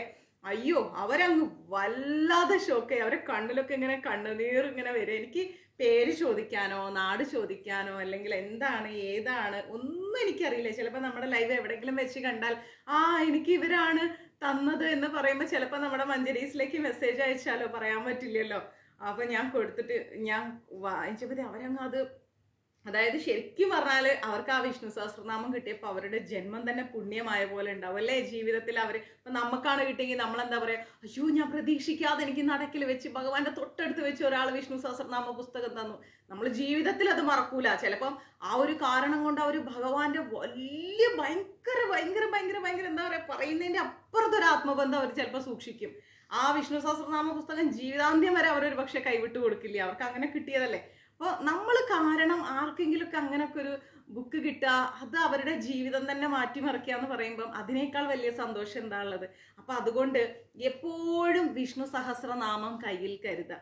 എല്ലാവരും ഭഗവാനെ പല പല പേരുകൾ ചൊല്ലി വിളിക്കുമ്പോൾ നമുക്കൊന്ന് വിഷ്ണു സഹസ്രനാമം ചൊല്ലിക്കൊണ്ട് വ്യത്യസ്തമായ നാമങ്ങൾ. അപ്പോൾ നമ്മളിങ്ങനെ അവിടെ നടക്കലോ അല്ലെങ്കിൽ ലൈൻ നിൽക്കുമ്പോഴോ ഇങ്ങനെ ഭഗവാന്റെ വിഷ്ണു സഹസ്രനാമം ചൊല്ലുമ്പോൾ ഭഗവാൻ വിചാരിക്കും ഇതാരാ എന്നെ ഈ വ്യത്യസ്തമായ പേരിലൂടെ ഈ വിളിച്ചുകൊണ്ടിരിക്കുന്നത് ഇത്രയും ഭക്തിയോടെ. കാരണം ഗുരുവായൂരപ്പനല്ലേ ആള്. അപ്പം അതുകൊണ്ട് എപ്പോഴും വിഷ്ണു സഹസ്രനാമം കയ്യിൽ കരുതുക. ലൈനിൽ നിന്ന് മുഷിഞ്ഞു ഇതൊന്നും പറയാതിരിക്കുക. കാരണം എന്താണെന്നറിയാമോ, നമ്മൾ ഓരോരുത്തരും ഗുരുവായൂർ നടക്കൽ ചെല്ലുമ്പം നിങ്ങൾ നല്ലോണം മൈൻഡിൽ വെക്കണേ.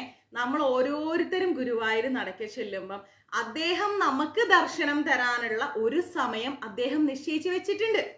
മനസ്സിലായില്ലേ? നമ്മൾ ഗുരുവായൂരപ്പനെ കാണാൻ പോകുന്നു, കറക്റ്റ്. പക്ഷെ അദ്ദേഹം നമുക്ക് ദർശനം തരണ്ടേ? അതിനൊരു നല്ല മുഹൂർത്തം ഭഗവാൻ നിശ്ചയിച്ച് വെച്ചിട്ടുണ്ട്. ഇപ്പം നമ്മൾ രാവിലെ 8 മണിക്ക് പോവാണ്. അപ്പം നമ്മൾ പറയും ലൈനിൽ നിന്ന് ഒരു 8 മണി നോക്കി ലൈനിൽ നിന്നല്ല ഒരു 9-10-10:30 നമുക്ക് അകത്ത് കയറാം. ഇല്ലെങ്കിൽ നമ്മുടെ ഒരു നിഗമനമാണ് 12-12:30 അകത്ത് കയറാം എന്നുള്ളത്. ചിലപ്പോൾ എന്തെങ്കിലും കാരണവശാൽ ആ 12:30 എന്നുള്ളത് 1 മണിയാവാം. ചിലപ്പോൾ 10 മണിക്ക് കയറി 10:15 തന്നെ കയറാം. ഒന്നും പറയാൻ പറ്റില്ല. അപ്പോൾ അദ്ദേഹം ഒരു സമയം നമുക്ക് നിശ്ചയിച്ചിട്ടുണ്ട്. ആ സമയത്തെ ആ ശ്രീകോവിലിന്റെ മുമ്പിൽ അദ്ദേഹത്തെ കാണാൻ നമുക്ക് എത്താൻ പറ്റൂ. അതുകൊണ്ട് ലൈനിൽ നിന്ന് മുഷിഞ്ഞു അല്ലെങ്കിൽ എന്താ ഈ ലൈൻ പോകാത്തത്, എത്ര നേരം, ഇങ്ങനെയുള്ള ഒരു വാക്കുകൾ നമ്മൾ അവിടെ നിന്ന് പറയരുത്. കാരണം നമ്മുടെ സൗകര്യത്തിനല്ല ഭഗവാനെ കാണാൻ ചെല്ലുന്നത്. അദ്ദേഹത്തിന്റെ ദർശനം ലഭിക്കാൻ ഒരു സമയം അദ്ദേഹം നിശ്ചയിച്ചിട്ടുണ്ട്.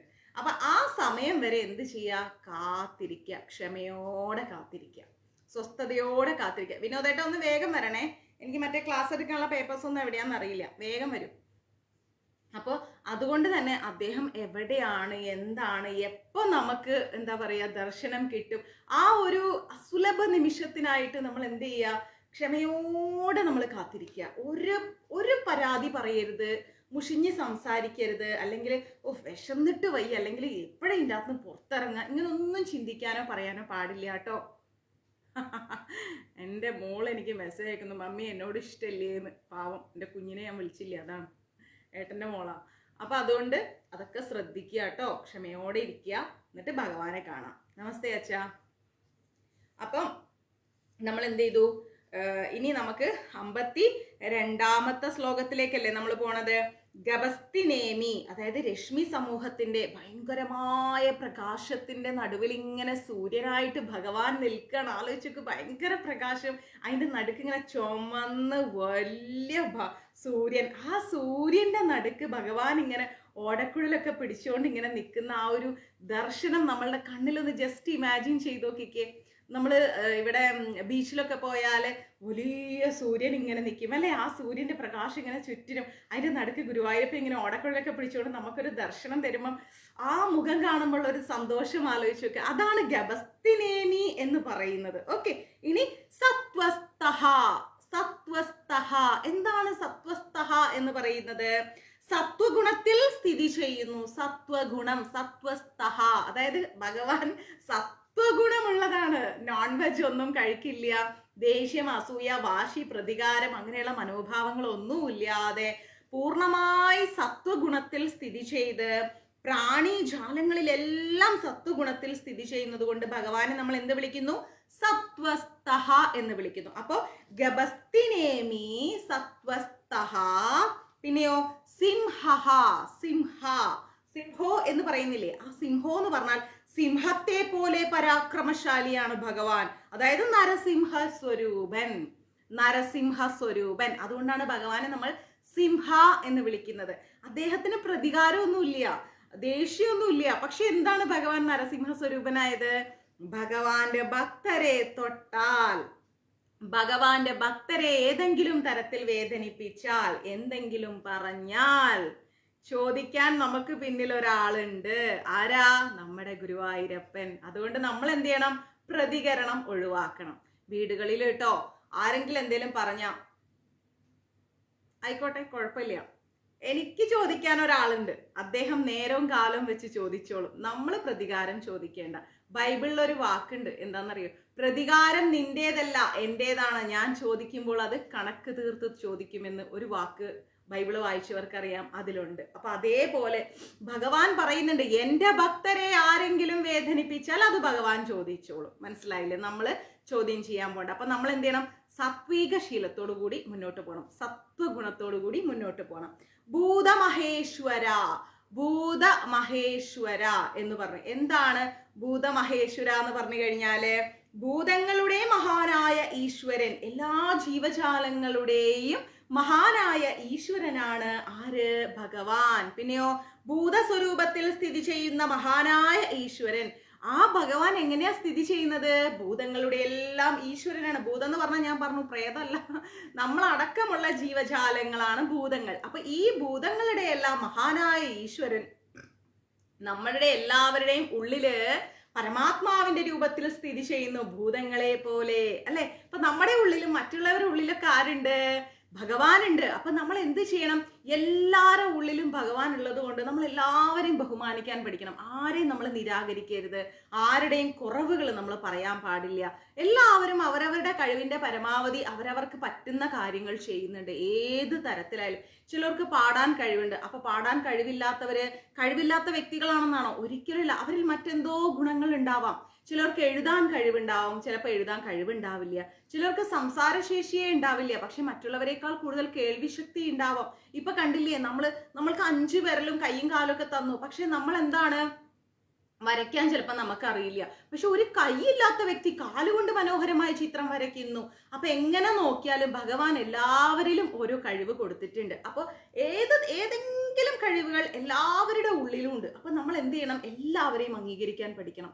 അതാരുമായിക്കോട്ടെ, എങ്ങനെയും ആയിക്കോട്ടെ, ഏത് രീതിയിലുള്ളവരുമായിക്കോട്ടെ, നമ്മൾ ഹൃദയം കൊണ്ട് അവരെ അംഗീകരിക്കണം, നമ്മൾ സ്നേഹിക്കണം, ഓക്കെ, ഉൾക്കൊള്ളാൻ പഠിക്കണം. അപ്പൊ ആരെയും നമ്മൾ എന്ത് ചെയ്യരുത്? തരം താഴ്ത്തി സംസാരിക്കാൻ പാടില്ല, ഒരിക്കലും പാടില്ല. നമ്മളെ ആരെന്ത് പറഞ്ഞാലും ശരി, നമ്മൾ ചോദിക്കേണ്ട, അത് ഭഗവാൻ ചോദിച്ചോളും. ഇനി നമ്മുടെ കർമ്മഫലമാണെങ്കിലോ അത് അവിടെ തീർന്നു എന്ന് കരുതാ. അങ്ങനെ നമ്മൾ എന്ത് ചെയ്യാം? മുന്നോട്ട് പോവാ. അപ്പൊ അതുകൊണ്ട് ഭൂതമഹേശ്വര, ഭൂതങ്ങളുടെ മഹാനായ ഈശ്വരൻ, ആദിദേവ. ആദിദേവ എന്ന് പറഞ്ഞാൽ സർവഭൂതങ്ങളെയും സ്വീകാരം ചെയ്യുന്ന ദേവൻ, എല്ലാ ഭൂതങ്ങളെയും സ്വീകരിക്കുന്നവനാണ് ഭഗവാൻ. മനസ്സിലായില്ലേ? എല്ലാ ജീവാത്മാക്കളെയും ഭഗവാൻ സ്വീകരിക്കുന്നുണ്ട്. അതുകൊണ്ട് ഭഗവാനെ നമ്മൾ എന്തെന്ന് വിളിക്കുന്നു? ആദിദേവ എന്ന് വിളിക്കുന്നു. അപ്പൊ ഇവിടെ എന്താ പറഞ്ഞിരിക്കുന്നത്? ഗപസ്തിനേമിഹ സത്വസ്തഹ സിംഹോ ഭൂതമഹേശ്വരഃ ആദിദേവോ മഹാദേവോ ദേവേശോ ദേവഭൃത് ഗുരുഃ എന്ന് പറയുന്നുണ്ട്. അപ്പോ മഹാദേവ എന്ന് പറഞ്ഞു കഴിഞ്ഞാൽ സകല ഭാവങ്ങളെയും വിട്ട് മഹത്തായ ആത്മജ്ഞാനം കൊണ്ട് മഹിമാന്വിതനായിരിക്കുന്ന ദേവൻ. എന്താണ്? സകല ഭാവങ്ങളെയും വിട്ടിരിക്കുകയാണ്. എല്ലാ ഭാവങ്ങളെയും മഹാദേവന്റെ ഭാവത്തിൽ വരുമ്പോ ഭഗവാൻ വിട്ടുകളഞ്ഞു. എന്നിട്ടോ മഹത്തായ ആത്മജ്ഞാനം കൊണ്ട് മഹാദേവൻ മഹത്തായ ഒരു ആത്മജ്ഞാനം കൊണ്ട് മഹിമാനിധനായിരിക്കുന്ന ദേവനായിരിക്കുന്നു. മഹിമാനിധ്വനായിരിക്കുന്ന ദേവനായിരിക്കുന്നു. മനസ്സിലായില്ലേ? രാജി കെ രാജൻ മാതാജി ചോദിക്കുന്നു, എന്നുമുണ്ടല്ലോ മുല്ലപ്പൂ ഇഷ്ടമാണോ? ഇത് ഒരു ആൻസർ ഞാൻ പറഞ്ഞു തരാം. ഇപ്പോ നമ്മള് മാതാജി ചോദിച്ചുകൊണ്ട് പറയണം കേട്ടോ. നമ്മളുടെ ഒരു സനാതന സംസ്കാരം അനുസരിച്ച്, നമ്മളുടെ ഒരു ഹിന്ദുത്വ പരമ്പര അനുസരിച്ചിട്ട് സ്ത്രീകൾക്ക് അലങ്കാരം എന്താണെന്നറിയാമോ? പൊട്ട്, വള, പൂവ്, ചന്ദനം, ഇതൊക്കെയാണ് നമ്മളുടെ ഒരു ഏറ്റവും കുറഞ്ഞത് നെറ്റിയിലൊരു പൊട്ടും ഒരു പൂവും ഒരു വളയും കയ്യിലുണ്ടായിരിക്കണം. ഏറ്റവും കുറഞ്ഞത് അത് ഒരു ഐശ്വര്യമാണത്. മനസ്സിലായില്ലേ? ഇപ്പൊ കേരളത്തിലൊക്കെ മുല്ലപ്പൂവിന് ഭയങ്കര റേറ്റ് ആണ്. അപ്പൊ ചെന്നൈയിൽ ഞങ്ങൾക്ക് കുറച്ച് വിലക്കുറവുണ്ട്. പിന്നെ എപ്പോഴും ഞങ്ങൾക്ക് ക്ഷേത്രത്തിൽ നിന്നൊക്കെ എപ്പോഴും പൂ കിട്ടും. അപ്പോ മുല്ലപ്പൂ തന്നെ വെക്കണം എന്ന് ഞാൻ പറയില്ല.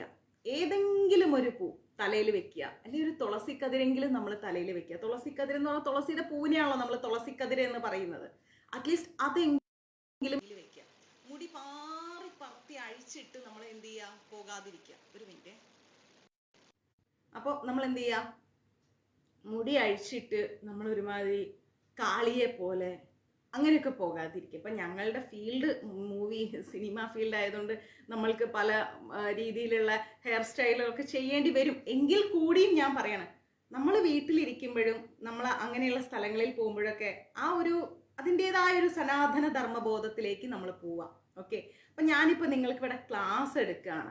അപ്പോൾ ക്ലാസ് എടുക്കുന്ന സമയത്ത് ആ ഒരു സനാതന ധർമ്മബോധത്തോടു കൂടി മുമ്പൊക്കെ ഞാനും ചിലപ്പോൾ ഹെയറൊക്കെ ഇങ്ങനെയൊക്കെ ഇടാറുണ്ടായിരുന്നു. പക്ഷെ പോകെ നമ്മൾ എന്താണ് സ്റ്റെപ്പ് ബൈ സ്റ്റെപ്പായിട്ട് ഓരോ കാര്യങ്ങൾ മനസ്സിലാക്കുകയാണ്. അപ്പോൾ അതിൻ്റെ ഓരോരോ ചേഞ്ചസ് നമ്മുടെ ജീവിതത്തിൽ കൊണ്ടുവരിക. ഓക്കെ. അപ്പോൾ അതുകൊണ്ടാണ് ഞാൻ എപ്പോഴും ക്ലാസ്സിൽ പറയുന്നത്, വീട്ടിലെ ലക്ഷ്മി എന്ന് പറയുന്നത് വീട്ടിലെ സ്ത്രീകളാണ്. അപ്പോൾ രാവിലെ എഴുന്നേൽക്കുക, കുളിക്കുക, ഒരു പൊട്ട് വെക്കുക, എന്തെങ്കിലും ഒരു പൂ, മുറ്റത്തുനിന്നൊരു ഒരു പൂ പറിച്ച് തലയിൽ വെക്കുക.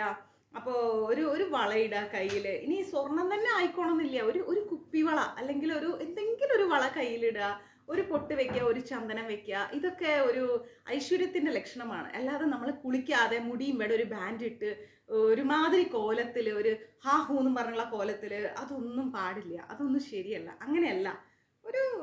ഒരു ലുക്ക് വേണം കാണാൻ. ആ ഒരു സനാതന ധർമ്മബോധത്തോടു കൂടി സ്ത്രീകൾ നിൽക്കുക. അതൊരു ഭംഗിയാണ്, അതൊരു ഐശ്വര്യമാണ്.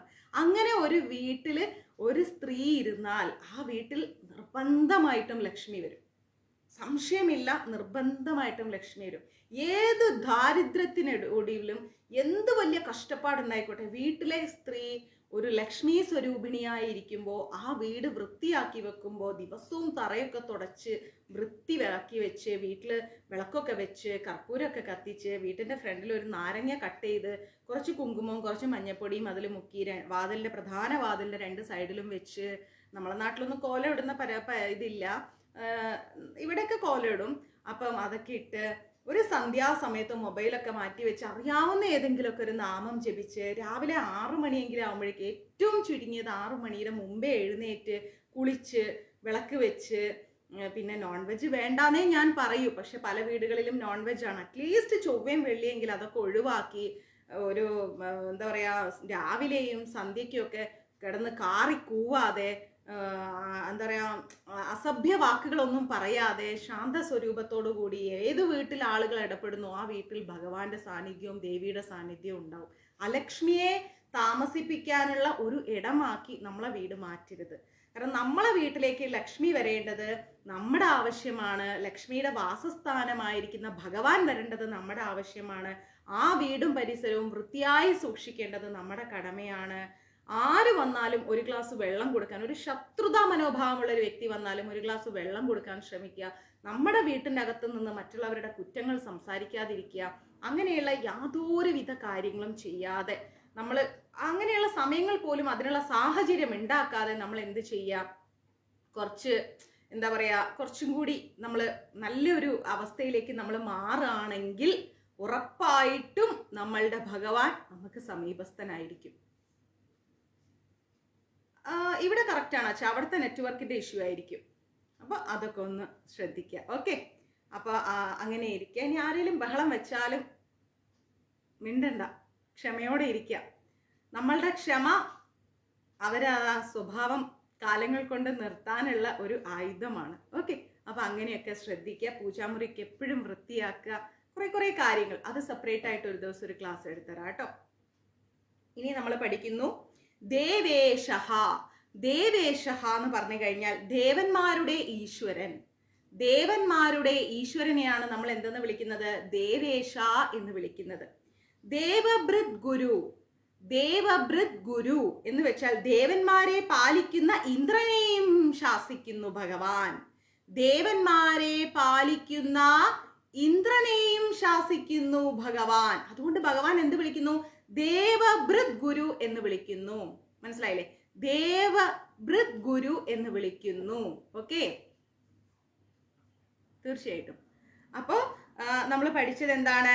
ഗഭസ്തിനേമി സദസ്തഃ സിംഹോ ഭൂതമഹേശ്വരഃ ആദിദേവോ മഹാദേവോ ദേവേശോ ദേവഭൃത് ഗുരു എന്ന് വെച്ചാല് രശ്മി സമൂഹത്തിന്റെ നടുവിൽ സൂര്യന്റെ രൂപത്തിൽ സ്ഥിതി ചെയ്ത് സത്വഗുണത്തിൽ സ്ഥിതി ചെയ്തുകൊണ്ട് സിംഹത്തെ പോലെ പരാക്രമശാലിയായ നരസിംഹ ഭഗവാന്റെ രൂപത്തിലും ഭൂതങ്ങളുടെ മഹാനായ ഈശ്വരനും ഭൂതരൂപത്തിൽ സ്ഥിതി ചെയ്തുകൊണ്ട് സർവഭൂതങ്ങളെയും സ്വീകരിച്ചുകൊണ്ട് സകല ഭാവങ്ങളെയും വിട്ടിട്ട് മഹത്തായ ആത്മജ്ഞാന സ്വരൂപനായിരിക്കുന്ന മഹാമാനിധ്വനായിരിക്കുന്ന മഹാദേവന്റെ രൂപത്തിൽ സ്ഥിതി ചെയ്തുകൊണ്ട് ദേവന്മാരുടെ ഈശ്വരനായി നിലനിന്നുകൊണ്ട് ദേവന്മാരെ പരിപാലിക്കുന്ന ഇന്ദ്രനെ പോലും ശാസിച്ചുകൊണ്ട്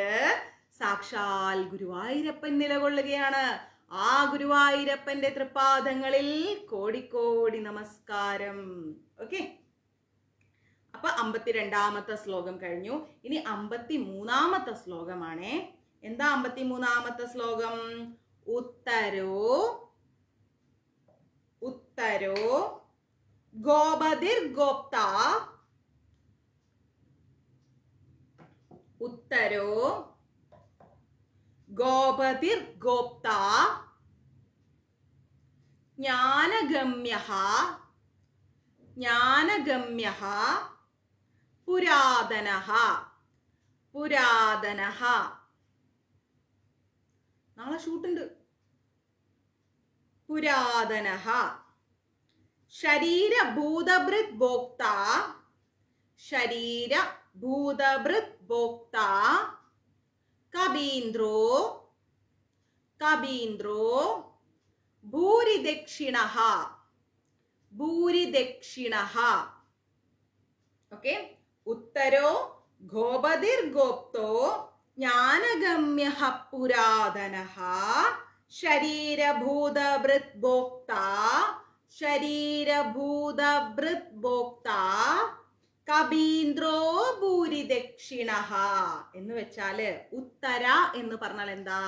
സംസാര ബന്ധത്തിൽ നിന്ന്, അതായത് ഈ ലോകത്തിലേക്ക് നമ്മളിങ്ങനെ ഭയങ്കര അറ്റാച്ച്ഡ് ആയിട്ട് കിടക്കുകയാണ് അല്ലെ, ഈ ലോകമായിട്ട് നമ്മളിങ്ങനെ കണക്റ്റ് ആയി കിടക്കുകയാണ്.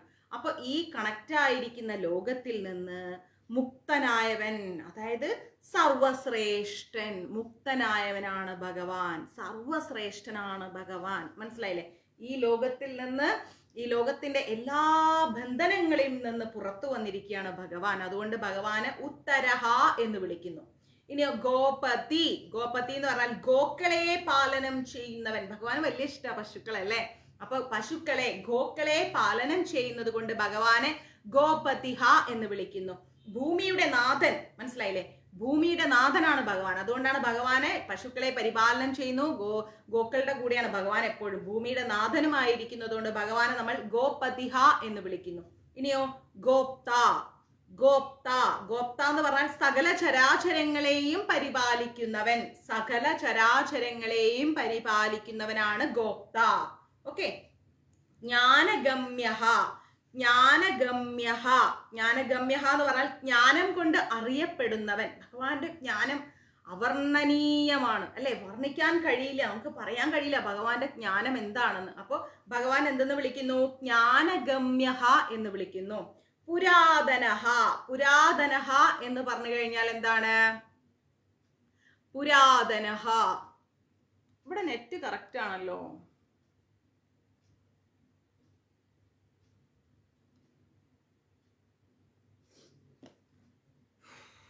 നെറ്റിന്റെ പ്രശ്നമായിരിക്കും.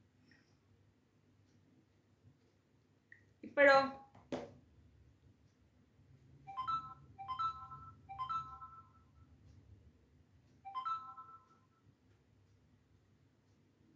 ഇപ്പോഴോ? ജ്ഞാനഗമ്യഃ. ജ്ഞാനഗമ്യഃ എന്ന് പറഞ്ഞാൽ ജ്ഞാനം കൊണ്ട് അറിയപ്പെടുന്നവനാണ് ഭഗവാൻ. അതുകൊണ്ടാണ് ഭഗവാനെ ജ്ഞാനഗമ്യഃ എന്ന് വിളിക്കുന്നത്. പിന്നെയോ പുരാതനഃ.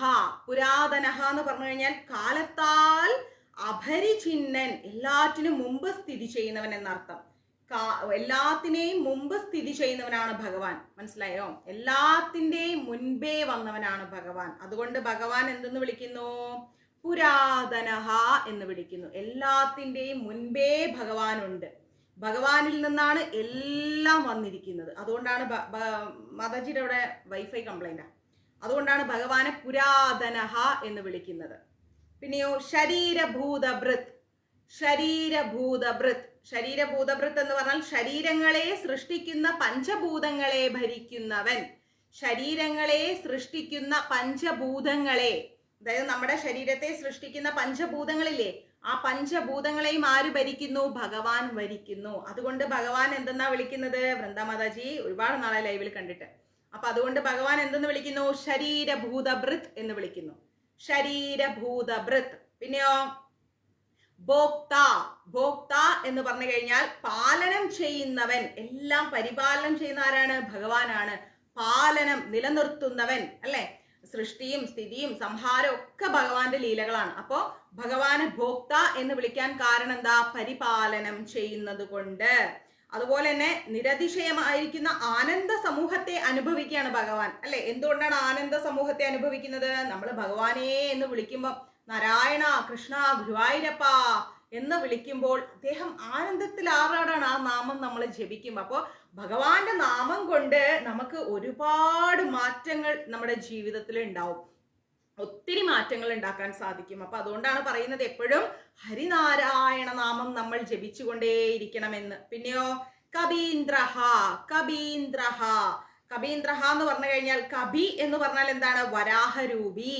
പിന്നെയോ ഇന്ദ്രനും ആയവൻ. കവിയായും വരാഹരൂപമായും ഇന്ദ്രനായിട്ടും കവികളുടെ സ്വാമിയായിരിക്കുന്ന ശ്രീരാമസ്വാമിയായിട്ടും വന്നത് ആരാണ്? ഭഗവാനാണ്. കവിയായിട്ടും വന്ന്, വരാഹരൂപിയായിട്ടും വന്ന്, ഇന്ദ്രനുമായിട്ട് വന്ന്, ഇനി കവിയുടെ ഈശ്വരനായിരിക്കുന്ന ശ്രീരാമസ്വാമിയായിട്ടും വന്നത് ഭഗവാനാണ്. അതുകൊണ്ട് ഭഗവാനെ നമ്മൾ എന്ത് വിളിക്കുന്നു? കബീന്ദ്രഹ എന്ന് വിളിക്കുന്നു. പിന്നെയോ ഭൂരിദക്ഷിണഃ. ഭൂരിദക്ഷിണഃ അതായത് ധർമ്മമര്യാദയെ കാണിച്ചുകൊണ്ട് യജ്ഞത്തെ അനുഷ്ഠിക്കുമ്പോൾ അസംഖ്യം ദക്ഷിണകളോട് കൂടിയവനാണ് ഭഗവാൻ. ധർമ്മത്തിലാണ് ഭഗവാൻ ഉറച്ചു നിൽക്കുന്നത്. അപ്പൊ അങ്ങനെയുള്ള ധാർമ്മികമായിരിക്കുന്ന മര്യാദകളോട് കൂടി യജ്ഞം ചെയ്യുമ്പോൾ അസംഖ്യം ദക്ഷിണകളോട് കൂടിയവനാണ് ഭഗവാൻ. എല്ലാ ദക്ഷിണകളോടും കൂടിയിരിക്കുന്ന ആ ഭഗവാനെ നമ്മൾ ഭൂരിദക്ഷിണ എന്ന് വിളിക്കുന്നു. മനസ്സിലായില്ലേ? അതാണ് 53-ാമത്തെ ശ്ലോകം. അപ്പൊ 53-ാമത്തെ ശ്ലോകം എന്ന് പറയുന്നത് ഉത്തരോ ഗോപതിർഗോപ്ത ജ്ഞാനഗമ്യഃ പുരാതനഃ ശരീരഭൂതഭൃത് ഭോക്തോ ഭോക്തോ കബീന്ദ്ര. ഭോക്തോ എന്നല്ല, ഭോക്ത, ക്ഷമിക്കണം. ശരീരഭൂതഭൃത് ഭോക്ത. ശരീരഭൂതഭൃത് ഭോക്ത എന്താണ്? കബീന്ദ്രോ. കബീന്ദ്രോ ഭൂരിദക്ഷിണഃ. ഭൂരിദക്ഷിണഃ. അപ്പോ സംസാര ബന്ധനത്തിൽ നിന്ന്, ഈ ലോകത്തിന്റെ എല്ലാ ബന്ധനങ്ങളിലും നിന്ന് മുക്തനായിരിക്കുന്ന സർവശ്രേഷ്ഠനായിരിക്കുന്ന, ഗോക്കളെയെല്ലാം പരിപാലനം ചെയ്യുന്ന, ഭൂമിയുടെ നാഥനായിരിക്കുന്ന, സകല ചരാചരങ്ങളെയും പാലിക്കുന്ന, ജ്ഞാനം കൊണ്ട് അറിയപ്പെടുന്ന, കാലത്താൽ അപരിചിന്നനായിരിക്കുന്ന, എല്ലാറ്റിനും മുമ്പേ വന്നിരിക്കുന്ന, ശരീരങ്ങളെ സൃഷ്ടിക്കുന്ന, പഞ്ചഭൂതങ്ങളെയും ഭരിക്കുന്ന, ഈ ഭൂമിയെ പരിപാലനം ചെയ്യുന്ന, കവിയായും വരാഹരൂപിയായും ഇന്ദ്രനായും കവികളുടെ സ്വാമിയായിരിക്കുന്ന ശ്രീരാമസ്വാമിയായും ധർമ്മ മര്യാദയെ കാണിച്ചുകൊണ്ട് യജ്ഞത്തെ അനുഷ്ഠിക്കുമ്പോൾ അസംഖ്യം ദക്ഷിണകളോട് കൂടിയും ഇരിക്കുന്ന ആ സാക്ഷാത് അഖില കോടി ബ്രഹ്മാണ്ഡ നായകനായിരിക്കുന്ന പരമദിവ്യോത്തമ പുരുഷന്റെ തൃപാദങ്ങളിൽ നമസ്കരിക്കുന്നു. ഓക്കെ, ഇനി 54-ാമത്തെ ശ്ലോകമാണേ. 54-ാമത്തെ ശ്ലോകം എന്ന് പറഞ്ഞു കഴിഞ്ഞാൽ സോമഭോ സോമഭോ സോമഭോ അമൃതബഹ അമൃതബഹ സോമഭോ അമൃതബഹ സോമഹ സോമഭോ അമൃതബഹ സോമഹ പുരുജിത് പുരുജിത് പുരുസത്തമഹ പുരുസിത് പുരുസത്തമഹ വിനയോ വിനയോ ജയസത്യസന്ധോ ജയസത്യസന്ധോ വിനയോ ജയസത്യസന്ധോ ദശാർഹഃ ദശാർഹഃ. കിട്ടിയോ വായിക്കാൻ? ഞാൻ ഇപ്പൊ ഒരു ക്വസ്റ്റ്യൻ ചോദിക്കാൻ വരുന്നുണ്ട്, ഉത്തരം പറയണേ. ദശാർഹഃ സ്വാത്വധാംപതി സാത്വധാംപതി. 2 കുത്തുണ്ടാവുന്ന ഹാ ചേർത്ത് വായിക്കണം. സാത്വധാംപതി ഹ. അപ്പൊ ഒന്ന് കൂട്ടി വായിക്കാം നമുക്ക്. സോമഭോ അമൃതബഹ സോമഭോ അമൃതബഹ. ആ എഫ് പോലെ വന്നാൽ അത് ആയാണ്. ഓക്കെ, സോമഭോ അമൃതബഹ സോമഹ പുരുജിത് പുരുസത്തമഹ വിനയോ ജയസത്യസന്ധോ ദശാർഹഃ സത്വധാംപതി സത്വധാംപതി. ഇനിയിപ്പോ ക്വസ്റ്റ്യൻ ചോദിക്കാൻ പോവാ. എന്താ ക്വസ്റ്റ്യൻ എന്ന് വെച്ച് കഴിഞ്ഞാല്, എത്ര പേർക്ക് നമ്മൾ മഞ്ജരീസിലൂടെ വിഷ്ണു സഹസ്രനാമം എടുത്തിട്ട് വായിക്കാൻ അറിയാത്ത എത്ര പേര് വിഷ്ണു സഹസ്രനാമം വായിക്കാൻ പഠിച്ചു? അതാണ് എൻ്റെ ക്വസ്റ്റ്യൻ. വിഷ്ണു സഹസ്രനാമം എടുത്തിട്ട് ഇതുവരെ വായിക്കാൻ അറിയാത്ത എത്ര പേർക്ക് എളുപ്പം വിഷ്ണു സഹസ്രനാമം വായിക്കാൻ സാധിക്കുന്നു? ആരൊക്കെയാന്നുള്ളത്? ഞാൻ ഞാൻ എനിക്ക് എനിക്ക് എനിക്ക് ഞാൻ ഞാൻ എന്ന് പറഞ്ഞ് കമന്റ് ഇട്ടോളൂ, ഞാൻ നോക്കട്ടെ ആർക്കൊക്കെയാണെന്ന്. അപ്പൊ നമുക്ക് അർത്ഥം പറഞ്ഞു പോവാം. സോമഭോ എന്ന് പറഞ്ഞു കഴിഞ്ഞാൽ എല്ലാ യാഗങ്ങളിലും യഷ്ടവ്യ ദേവതയായി സോമപാനം ചെയ്യുന്നവൻ. എല്ലാ യാഗങ്ങളിലും നമ്മൾ എന്ത് സമർപ്പിച്ചാലും അത് ലഭിക്കുന്നത് ആർക്കാണ്? ഭഗവാനാണ്. അപ്പൊ അതുകൊണ്ടാണ് ഭഗവാനെ നമ്മൾ സോമഭോ എന്ന് വിളിക്കുന്നത്. സോമഭോ എന്ന് വിളിക്കുന്നത്. പിന്നെയോ അമൃതബഹ. അമൃതബഹ എന്ന് പറഞ്ഞു കഴിഞ്ഞാൽ തൻ്റെ ആത്മരൂപമായിരിക്കുന്ന അമൃതരസം, തൻ്റെ ആത്മരൂപമായിരിക്കുന്ന അമൃതരസം പാനം ചെയ്യുന്നവൻ. അതായത് അമൃതത്തെ ദേവന്മാരെ കൊണ്ട് പാനം ചെയ്യിക്കുകയും സ്വയം പാനം ചെയ്യുകയും ചെയ്തവനാണ് ആര്? ഭഗവാൻ. മനസ്സിലായില്ലേ? അമൃതം പാനം ചെയ്യുകയും ചെയ്ത് ദേവന്മാരെ കൊണ്ട് പാനം ചെയ്യിപ്പിക്കുകയും ചെയ്ത്, അതുകൊണ്ടാണ് ഭഗവാനെ നമ്മൾ എന്തെന്ന് വിളിക്കുന്നത്? അമൃതബഹ എന്ന് വിളിക്കുന്നത്. അമൃതബഹ എന്ന് അമൃത് ദേവന്മാർക്ക് കൊടുക്കുകയും ചെയ്തിട്ടുണ്ട്, സ്വയം പാനം ചെയ്തിട്ടുമുണ്ട്. അതുകൊണ്ടാണ് ഭഗവാനെ അമൃതമഹ എന്ന് വിളിക്കുന്നത്. പിന്നെയോ സോമഹ. സോമഹ. സോമഹ എന്ന് പറഞ്ഞാൽ ചന്ദ്രസ്വരൂപനെയാണ് സോമഹ എന്ന് വിളിക്കുന്നത്. ഉമയോടുകൂടിയ ശിവന്റെ സ്വരൂപത്തിലുള്ളവൻ. ഉമയോടുകൂടി, ഉമ ആരാണ്? പാർവതി ദേവി. ഉമയോടുകൂടിയ മഹാദേവന്റെ സ്വരൂപത്തിലുള്ളവനെയാണ് സോമ എന്ന് വിളിക്കുന്നത്. ഇനി പുരുജിത്. പുരുജിത് എന്ന് പറഞ്ഞാൽ അനേകം പേര് ജയിക്കുന്നവനാണ് ഭഗവാൻ. എത്ര കോടി ആൾക്കാർ വന്നാലും ഭഗവാൻ ജയിക്കും. അതാണ് ഭഗവാനെ പുരുജിത് എന്ന് വിളിക്കുന്നത്. ഓക്കെ, പുരുജിത് എന്ന് പറഞ്ഞു കഴിഞ്ഞാൽ എന്താണ്? ഭഗവാൻ എത്ര കോടി പേര് വേണമെങ്കിലും ജയിക്കും. ഇനി പുരുസത്തമഹ. പുരുജിത് പുരുസത്തമഹ. അപ്പോ സോമഭോ അമൃതപഹ സോമഹ പുരുജിത് പുരുസത്തമഹ. പുരുസത്തമഹ എന്ന് പറയുന്നത് എന്താണ്? വിശ്വരൂപമുള്ളവൻ. വിശ്വരൂപത്തിലാണല്ലേ ഭഗവാൻ നമുക്ക് ദർശനം നൽകുന്നത്. അയ്യോ നമുക്കെപ്പോ തരുമോ എന്തോ, എന്തായാലും അർജുനന് കൊടുത്തു. അപ്പോ സത്തമനും ഉത്കൃഷ്ടനായിരിക്കുന്ന വിശ്വരൂപത്തോടു കൂടിയവൻ. അതുകൊണ്ട് ഭഗവാനെ പുരുസത്തമഹ എന്ന് വിളിക്കുന്നു. ഉത്കൃഷ്ടമായിരിക്കുന്ന വിശ്വരൂപത്തോടു കൂടിയത് കൊണ്ട് ഭഗവാനെ പുരുസത്തമഹ എന്ന് വിളിക്കുന്നു. ഇനി വിനയഹ. വിനയഹ വിനയഹ എന്ന് പറഞ്ഞാൽ എന്താണ്? ദുഷ്ടന്മാർക്ക് വിനയത്തെ നൽകുന്നവൻ. ദുഷ്ട സ്വഭാവമുള്ളവർ എപ്പോഴും എന്തെങ്കിലുമൊക്കെ പ്രശ്നങ്ങൾ ഉണ്ടാക്കിക്കൊണ്ടേയിരിക്കും അല്ലെ. അപ്പോ ദുഷ്ടന്മാർക്ക് വിനയത്തെ നൽകുന്നതാണ് ആര്? ഭഗവാനാണ് നൽകുന്നത് അല്ലെ.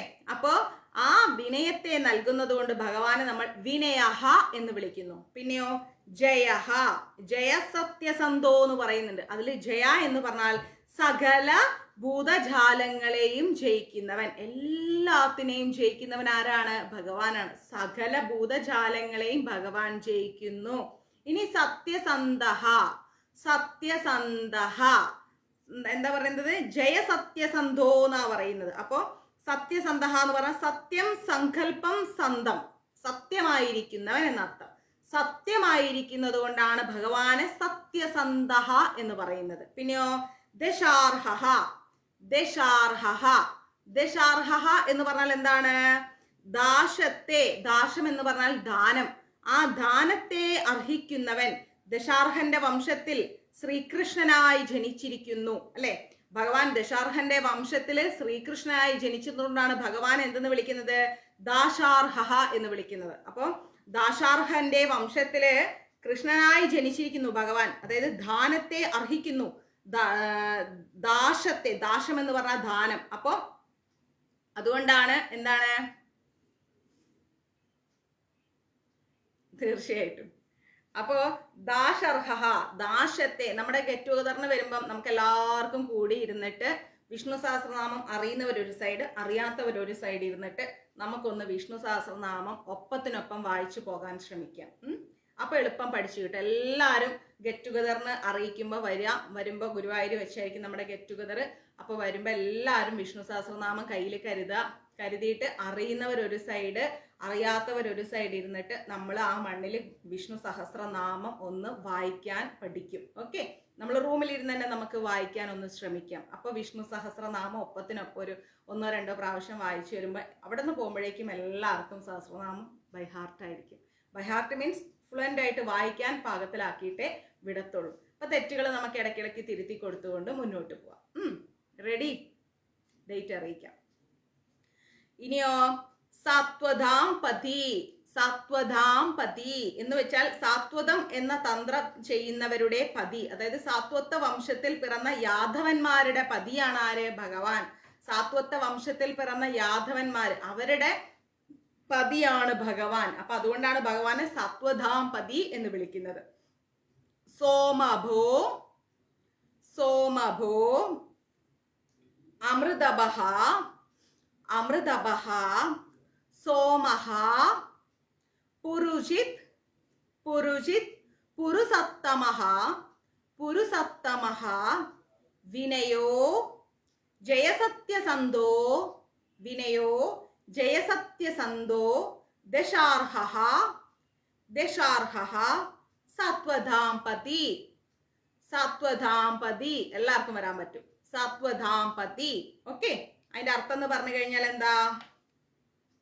എല്ലാ യാഗങ്ങളിലും നമ്മൾ എന്ത് സമർപ്പിച്ചാലും അത് ഭഗവാൻ സ്വീകരിക്കുന്നു. അങ്ങനെ സ്വീകരിക്കുന്ന തൻ്റെ ആത്മസ്വരൂപമായിരിക്കുന്ന അമൃതരസം ദേവന്മാർക്ക് നൽകുകയും സ്വയം പാനം ചെയ്യുകയും ചെയ്ത പതിയോടുകൂടിയിരിക്കുന്ന മഹേശ്വരന്റെ ചന്ദ്രസ്വരൂപമായിരിക്കുന്ന ഭാവത്തിലിരിക്കുന്ന അനേകം പേരെ ജയിക്കുന്ന വിശ്വരൂപത്തിൽ സ്ഥിതി ചെയ്യുന്ന, ഉത്കൃഷ്ട രൂപത്തിൽ സ്ഥിതി ചെയ്യുന്ന, ദുഷ്ടന്മാർക്ക് വിനയം എന്താണെന്ന് പഠിപ്പിച്ചു കൊടുക്കുന്ന, സകല ഭൂതജാലങ്ങളെയും ജയിക്കുന്ന, ദാശത്തെ അതായത് ദാനത്തെ അർഹിക്കുന്നവനെ, സാത്വതം എന്ന തന്ത്രം ചെയ്യുന്നവരുടെ പതിയായിരിക്കുന്ന സാത്വത വംശത്തിൽ പിറന്ന യാദവന്മാരുടെ പതിയായിരിക്കുന്ന ആ ഗുരുവായൂരപ്പന്റെ തൃപ്പാദങ്ങളിൽ നമസ്കരിക്കുന്നു.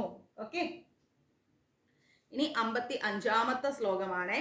55-ാമത്തെ ശ്ലോകം എന്ന് പറഞ്ഞാൽ ജീവോ വിനയിത, ജീവോ വിനയിത സാക്ഷി, ജീവോ വിനയിത സാക്ഷി മുകുന്ദോ, മുകുന്ദോ അമിത വിക്രമഃ, അമിത വിക്രമഃ, ജീവോ വിനയിത സാക്ഷി മുകുന്ദോ അമിത വിക്രമഃ, അംബോ നിധിരനന്താത്മാ, ആത്മാ, അംബോ, അംബോ നിധി എന്നൊരു വാക്കെടുക്കുക. അംബോ നിധി, അവിടെ വരെ പഠിച്ചോളൂ. അംബോ നിധി അത് പഠിച്ചില്ലേ, അംബോ നിധി. ഇനി അനന്താത്മാ, അനന്താത്മാ, അനന്താത്മാ. വേദാ മഞ്ജരീസിലേക്ക് മെസ്സേജ് ഇടൂ. അഭോ, അംബോ നിധി അനന്തരാത്മാ. ഇനിയോ മഹോധാതിശയോ, മഹോധാതിശയോ, മഹോധാതിശയോ. പിന്നെന്താ അന്തഘ, അന്തഗഹ, അന്തഗഹ. ഓക്കെ, അപ്പൊ അതിന്റെ അർത്ഥം എന്ന് പറഞ്ഞു കഴിഞ്ഞാൽ ജീവോ, അതായത് ജീവോ എന്ന് പറഞ്ഞാൽ ക്ഷേത്രജ്ഞന്റെ രൂപത്തിൽ പ്രാണികളെ ധരിക്കുന്നവൻ. ഞാൻ പറഞ്ഞു നേരത്തെ, എല്ലാവരുടെ ഹൃദയത്തിലും ഭഗവാൻ ജീവാത്മാവിന്റെ രൂപത്തിൽ ഇരിക്കുന്നുണ്ട്. ക്ഷേത്രമാണ് അല്ലെ, നമ്മുടെ ഈ ശരീരം എന്ന് പറഞ്ഞാൽ എന്താ, ക്ഷേത്രമാണ്. അപ്പൊ ക്ഷേത്രത്തിൽ ഇരിക്കുന്നതാണ് ഭഗവാൻ, പരമാത്മാവും ജീവാത്മാവും കൂടി. അപ്പൊ ഈ ക്ഷേത്ര രൂപത്തിൽ ഭഗവാൻ വന്നിരിക്കുകയാണ്. അപ്പൊ എല്ലാ ജീവാത്മാക്കളുടെയും ഉള്ളിൽ എന്തുണ്ട്, ഭഗവാൻ ഉണ്ട്. അതുകൊണ്ട് ക്ഷേത്രജ്ഞന്റെ രൂപത്തിൽ പ്രാണികളെ ധരിച്ചുകൊണ്ട് എല്ലാ ജീവജാലങ്ങളുടെയും ഉള്ളിൽ കയറി ഭഗവാൻ ഇരിക്കുന്നു. അത്രയേ ഉള്ളൂ. അതുകൊണ്ട് ഭഗവാന് ജീവ എന്ന് വിളിക്കുന്നു. ഭഗവാനും പരമാത്മാവും ആത്മാവും ഇല്ലെങ്കിൽ നമുക്ക് ജീവനില്ല, ശരീരം ജഡമായി അല്ലെ. അപ്പൊ ആ ജഡവസ്തുവിൽ നിന്ന് ജീവനുള്ള ശരീരമാക്കി മാറ്റുന്നത് ആരാണ്, പരമാത്മാവും ആത്മാവും. അപ്പൊ ആ പരമാത്മാവ് ഉണ്ടെങ്കിലേ ആത്മാവുള്ളൂ, ആത്മാവിന് തനിയെ ഇരിക്കാൻ കഴിയില്ല. അപ്പൊ പരമാത്മാവാണ് അവിടെ ഇമ്പോർട്ടന്റ്. അപ്പോ പരമാത്മാവിന്റെ രൂപത്തിൽ എല്ലാ ജീവികളുടെയും ഉള്ളിൽ ജീവിക്കുന്നത് കൊണ്ട് ഭഗവാനെ നമ്മൾ ജീവ എന്ന് വിളിക്കുന്നു. ഇനിയോ വിനയിത സാക്ഷി, വിനയിത സാക്ഷി, അതായത് വിനയം എന്ന് പറയുന്ന ആ തത്വത്തിന്റെ അർത്ഥമേ ഭഗവാനാണ്. ഭഗവാനുള്ള അത്ര വിനയം ആർക്കും ഇല്ല അല്ലെ, ഭഗവാന് മാത്രമേ അത്രയും വിനയമുള്ളൂ. അതുകൊണ്ടാണ് ഭഗവാനെ നമ്മൾ എന്തെന്ന് പറയുന്നത്, വിനയിത സാക്ഷി എന്ന് പറയുന്നത്. പിന്നെയോ മുകുന്ദഹ, മുകുന്ദഹ എന്ന് പറഞ്ഞാൽ മുക്തിയെ നൽകുന്നത് ആരാണ്, ഭഗവാനാണ് അല്ലെ. മുകുന്ദഹ, മുക്തിയെ ദാനം ചെയ്യുന്നതുകൊണ്ടാണ് ഭഗവാനെ മുകുന്ദ എന്ന് വിളിക്കുന്നത്, മുക്തി നൽകുന്നത് കൊണ്ട്. അമിത വിക്രമഃ, അമിത വിക്രമഃ, അമിതമായിരിക്കുന്ന 3 വിക്രമങ്ങൾ, ആ അതുല്യമായിരിക്കുന്ന വിക്രമത്തോടു കൂടിയവൻ, അമിതമായിരിക്കുന്ന 3 അതുല്യമായ വിക്രമത്തോടു കൂടിയത് കൊണ്ട് ഭഗവാനെ നമ്മൾ അമിത വിക്രമഃ എന്ന് വിളിക്കുന്നു. ഇനിയോ അംഭോനിധി, അംഭോനിധി എന്ന് പറഞ്ഞാൽ സമുദ്ര സ്വരൂപമായിരിക്കുന്നവൻ. അതുകൊണ്ടാണ് ഭഗവാനെ അംഭോനിധി എന്ന് പറയുന്നത്. ദേവാദി ദേവകൾക്കെല്ലാം തന്നെ ഇരിപ്പിടമായിരിക്കുന്ന ആ ഭഗവാൻ. അതുകൊണ്ടാണ് ഭഗവാനെ നമ്മൾ എന്തെന്ന് വിളിക്കുന്നത്, സമുദ്ര സ്വരൂപനായിരിക്കുന്ന ഭഗവാനെ അംഭോനിധി എന്ന് വിളിക്കുന്നത്, അംഭോനിധി. ഇനിയോ അനന്താത്മാ, അനന്താത്മാ, അനന്താത്മാ എന്ന് പറഞ്ഞാൽ എന്താണ്, ദേശകാല വസ്തുക്കളെ കൊണ്ടും അപരിചിന്നൻ. ഭഗവാന് ദേശോ കാലോ വസ്തു ഒന്നുമില്ല. അപ്പൊ ദേശകാല വസ്തുക്കൾ കൊണ്ട് അപരിചിന്നനായിരിക്കുന്നതുകൊണ്ട് ഭഗവാനെ നമ്മൾ എന്തെന്ന് വിളിക്കുന്നു, അനന്താത്മാ എന്ന് വിളിക്കുന്നു. പിന്നെയോ മഹോദതിശയ, മഹോദതിശയ, പ്രളയകാലത്തിൽ ജഗത്ത് മുഴുവൻ മഹോദതിയാക്കി അതിൽ ശയിക്കുന്നവൻ. പ്രളയകാലം വന്നാൽ ഈ ജഗത്ത് മുഴുവൻ വെള്ളമാക്കിയിട്ട് അതിന്റെ മുകളിൽ ഭഗവാൻ ഇങ്ങനെ ശയിക്കും, എല്ലാ ജീവാത്മാക്കളെ അദ്ദേഹത്തിന്റെ ഉള്ളിലേക്ക് സംരക്ഷിച്ചിട്ട്. അതുകൊണ്ടാണ് ഭഗവാനെ നമ്മൾ മഹോദതിശയ എന്ന് വിളിക്കുന്നത്. പിന്നെയോ അന്തക, അന്തക എന്ന് പറഞ്ഞ ഭൂതങ്ങളെല്ലാം അന്തത്തെ ചെയ്യുന്നവൻ. എല്ലാ ജീവജാലങ്ങളുടെയും അവസാനം ഭഗവാനിലാണ്. അപ്പൊ അതുകൊണ്ട് ഭഗവാനെ നമ്മൾ അന്തഹ എന്ന് വിളിക്കുന്നു. മനസ്സിലായോ? പ്രിന്റ് ഔട്ടോ, പ്രിന്റ് എടുത്ത് വെച്ച പേപ്പേഴ്സോ. അപ്പൊ അതുകൊണ്ടാണ് ഭഗവാനെ നമ്മൾ അന്തഗഹ എന്ന് വിളിക്കുന്നത്. ഓക്കെ, അപ്പൊ നമ്മൾ മനസ്സിലാക്കേണ്ടത്, ക്ഷേത്രജ്ഞന്റെ രൂപത്തിൽ പ്രാണികളെയെല്ലാം ധരിച്ചുകൊണ്ട്, വിനയത്തെ സാക്ഷാത്കരിച്ചുകൊണ്ട്, മുക്തിയെ ദാനം ചെയ്തുകൊണ്ട്, അതെല്ലാം എടുത്തു കഴിഞ്ഞതാണ്. അതുകൊണ്ടാണ് അങ്ങനെ മടക്കി വെക്കാൻ പറഞ്ഞത്. എടുക്കാത്തത് ഉണ്ടായിരുന്നല്ലോ, പ്രിന്റ് എടുത്ത് വെച്ചത്.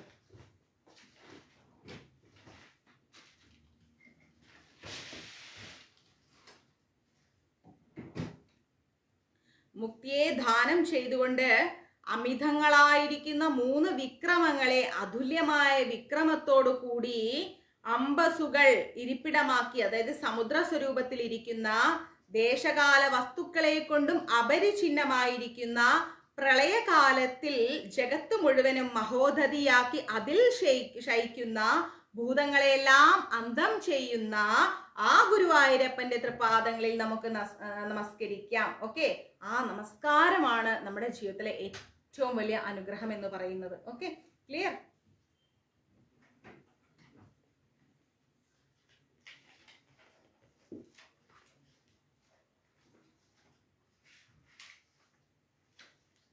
അപ്പൊ അതാണ് നമ്മുടെ 55-ാമത്തെ എന്ത് ക്ലാസ് ശ്ലോകം. ഇനി എല്ലാവരും പെട്ടെന്ന് വേഗം പോയിട്ട് ഒരു പെന്നും പേപ്പർ എടുത്തോളൂ. വേഗം എടുത്തോളൂ. വേഗം ഒരു പെന്നും പേപ്പർ എടുത്തോളൂ. പെട്ടെന്നാവട്ടെ, എനിക്കിന്ന് നേരത്തെ കിടക്കണം.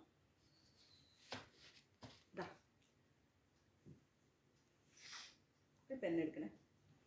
ഞാൻ പറയുന്ന കാര്യങ്ങൾ വേഗം വേഗം എഴുതിയെടുത്തോളൂ. എഴുതിയെടുക്കാൻ സാധിച്ചാൽ എഴുതിയെടുക്കാം, ഇല്ലെങ്കിൽ കുഴപ്പമില്ല.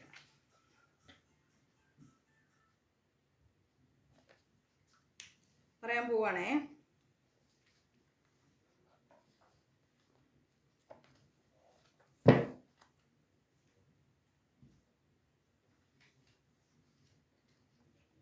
തീർച്ചയായിട്ടും അച്ഛാ.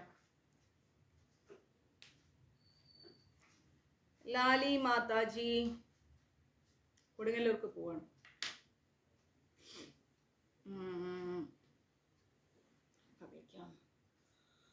മാതാജി രാവിലെ എത്ര മണിക്കാ പോണേ കൊടുങ്ങല്ലൂർക്ക്?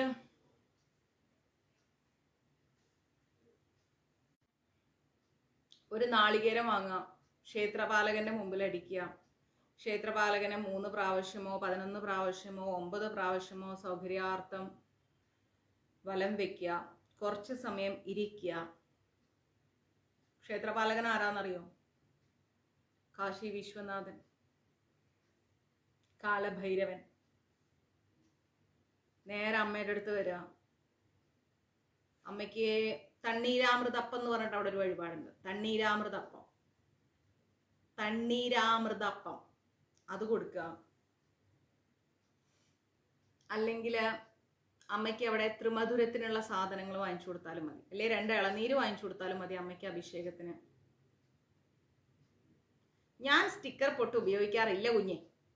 ഞാൻ ഷൂട്ടിങ്ങിനായാലും എവിടെയായാലും കുങ്കുമം തന്നെയാണ്. സ്റ്റിക്കർ പൊട്ടും ഞാനുമായിട്ടൊരു ബന്ധമില്ല, എനിക്കിഷ്ടമല്ല, ഞാൻ വെക്കാറില്ല. സോറി. ഷൂട്ടിങ്ങിന് പോലും ഞാൻ ഉപയോഗിക്കുന്നത് കുങ്കുമമാണ്, ഈ നെറ്റിയിലിരിക്കുന്നത്. ലാലി മാതാജി നാളെ എത്ര മണിക്ക് അവിടെ എത്തുന്നു എന്ന് പറയുമോ? കൊടുങ്ങല്ലൂര്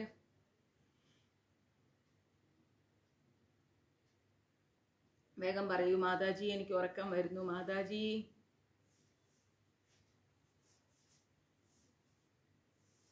രണ്ട് ദിവസത്തെ യാത്രയൊക്കെ കഴിഞ്ഞ് വന്നു, ഒന്ന് കണ്ണടച്ചില്ല മാതാജി. എൻ്റെ സഞ്ജുട്ടൻ ഇവിടുന്ന് പറയുന്നുണ്ട്, കഴിഞ്ഞോ വിശക്കുണ്ട്, കഴിഞ്ഞോ വിശക്കുണ്ട്. ഇപ്പൊ തരാം. വേഗം പറയൂ ലാലി മാതാജി, എത്ര മണിക്കാണ് പോകുന്നത്? വേഗം പറയൂ.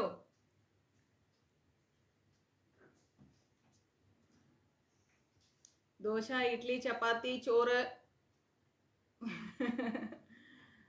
രാവിലെ 9 മണിക്ക് അവിടെ എത്തും മാതാജി. അപ്പോൾ ഒരു 8 മണിക്ക് എന്നെ വിളിച്ചോളൂ. ഷാർപ്പ് 8 മണിക്ക് വിളിച്ചോളൂ, ഞാൻ പറഞ്ഞുതരാം. ഓക്കെ, അപ്പൊ ഒരു പ്രധാനപ്പെട്ട ക്ലാസ് എടുത്തരാം.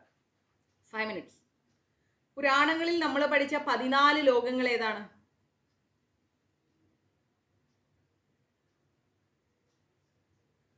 അയ്യോ മാതാജി, ഞങ്ങൾക്കും വിശക്കുന്നു, പോയിട്ട് വരാം അല്ലേ? പുരാണങ്ങളിൽ നമ്മൾ പഠിച്ച 14 ലോകങ്ങൾ. സത്യലോകം അല്ലെങ്കിൽ ബ്രഹ്മലോകം.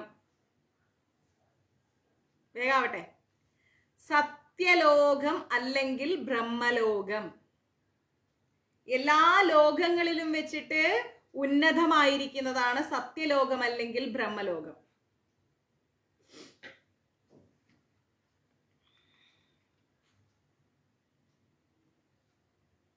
ഇത് നമ്മൾ പുരാണങ്ങളിലെ 14 ലോകങ്ങളാണ് പഠിക്കുന്നത് കേട്ടോ. ഇതിന്റെ മുകളിലാണ് ഗോലോകം. ഗോലോകത്തെ കുറിച്ച് പറയുന്നില്ല, ഗോലോകം പിന്നെ പറഞ്ഞുതരാം. അത് വേറൊരു ലോകം, അതേക്കുറിച്ച് നമ്മളിപ്പോ പറയുന്നില്ല. ഇപ്പൊ നമ്മൾ എന്താണ് പറയുന്നത്? 14 ലോകങ്ങളെ കുറിച്ചാണ് നമ്മളിപ്പോ പറയുന്നത്. അപ്പോൾ അതിൽ സത്യലോകം എന്ന് പറഞ്ഞു കഴിഞ്ഞാൽ ബ്രഹ്മലോകമാണ്. ഈ 14 ലോകങ്ങളിലും വെച്ചിട്ട് ഉയർന്ന ലോകം. ഓക്കെ, ഇത് ബ്രഹ്മദേവന്റെ ആസ്ഥാനമാണ്. അതാ നല്ല എന്താ സഞ്ജൂട്ടൻ, ഞാൻ ഉണ്ടാക്കിയാലോന്ന്. അപ്പൊ ഞാൻ അതാ നല്ലത്.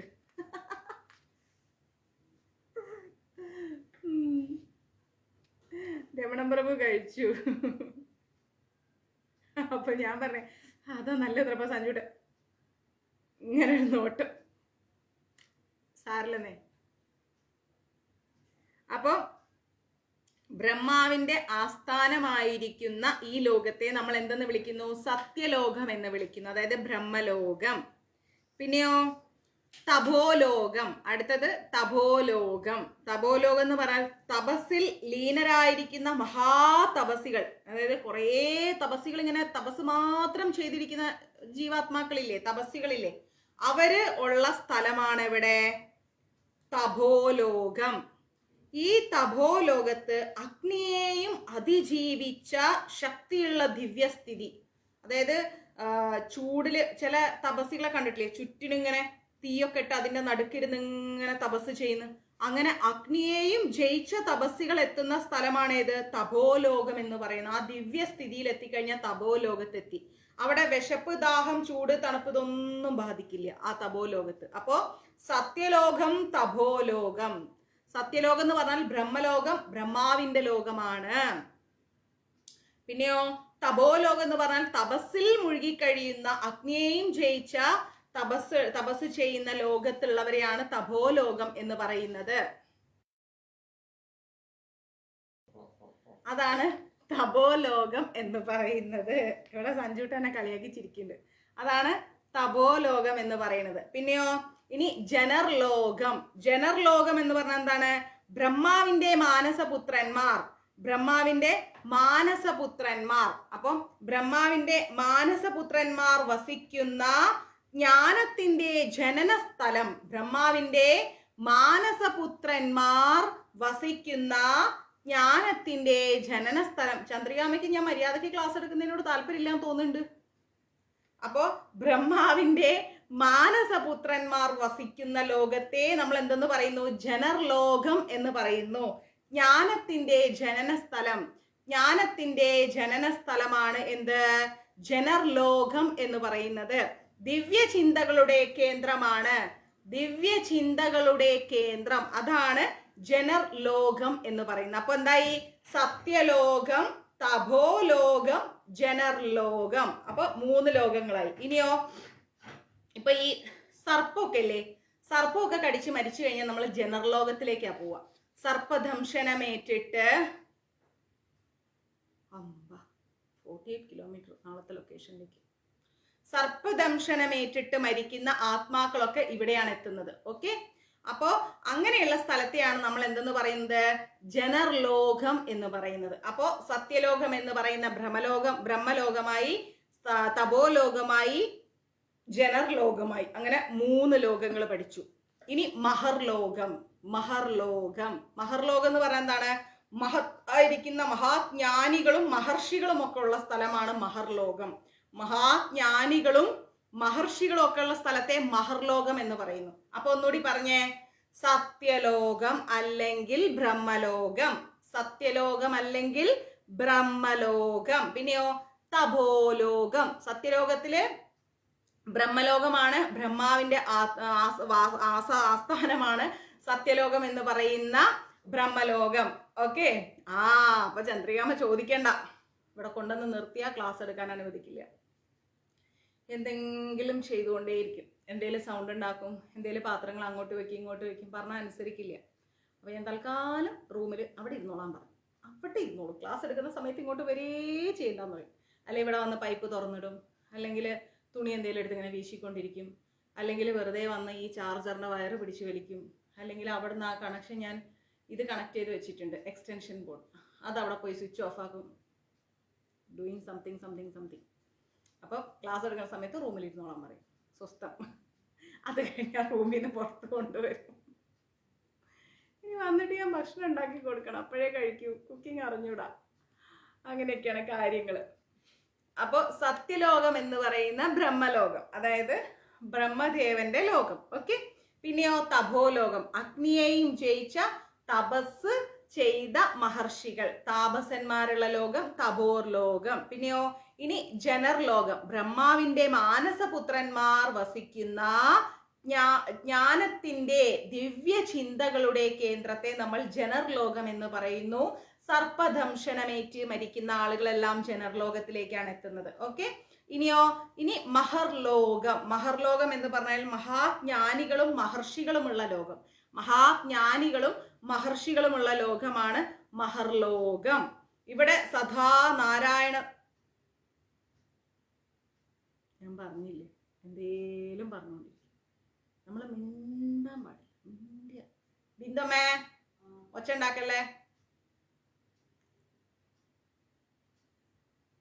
അപ്പൊ എന്താ, ഇവിടെ സദാ നാരായണ നാരായണ നാരായണ നാരായണാന്ന് ജപിച്ചുകൊണ്ടിരിക്കും. അതാണ് മഹർലോകം. ഓക്കെ. മഹർലോകം എന്ന് പറഞ്ഞു കഴിഞ്ഞാല് അങ്ങനെയാണ്. അവിടെ നാരായണ നാമം മാത്രമേ ഉള്ളൂ. മഹാജ്ഞാനികളും മഹർഷികളും ഒക്കെയുള്ള ലോകമാണ്. അപ്പോൾ നമ്മൾ 4 ലോകങ്ങളെ കുറിച്ച് പഠിച്ചു. സത്യലോകം, തപോലോകം, ജനർലോകം, മഹർലോകം. 4 ലോകങ്ങൾ. സത്യലോകം എന്താണ്?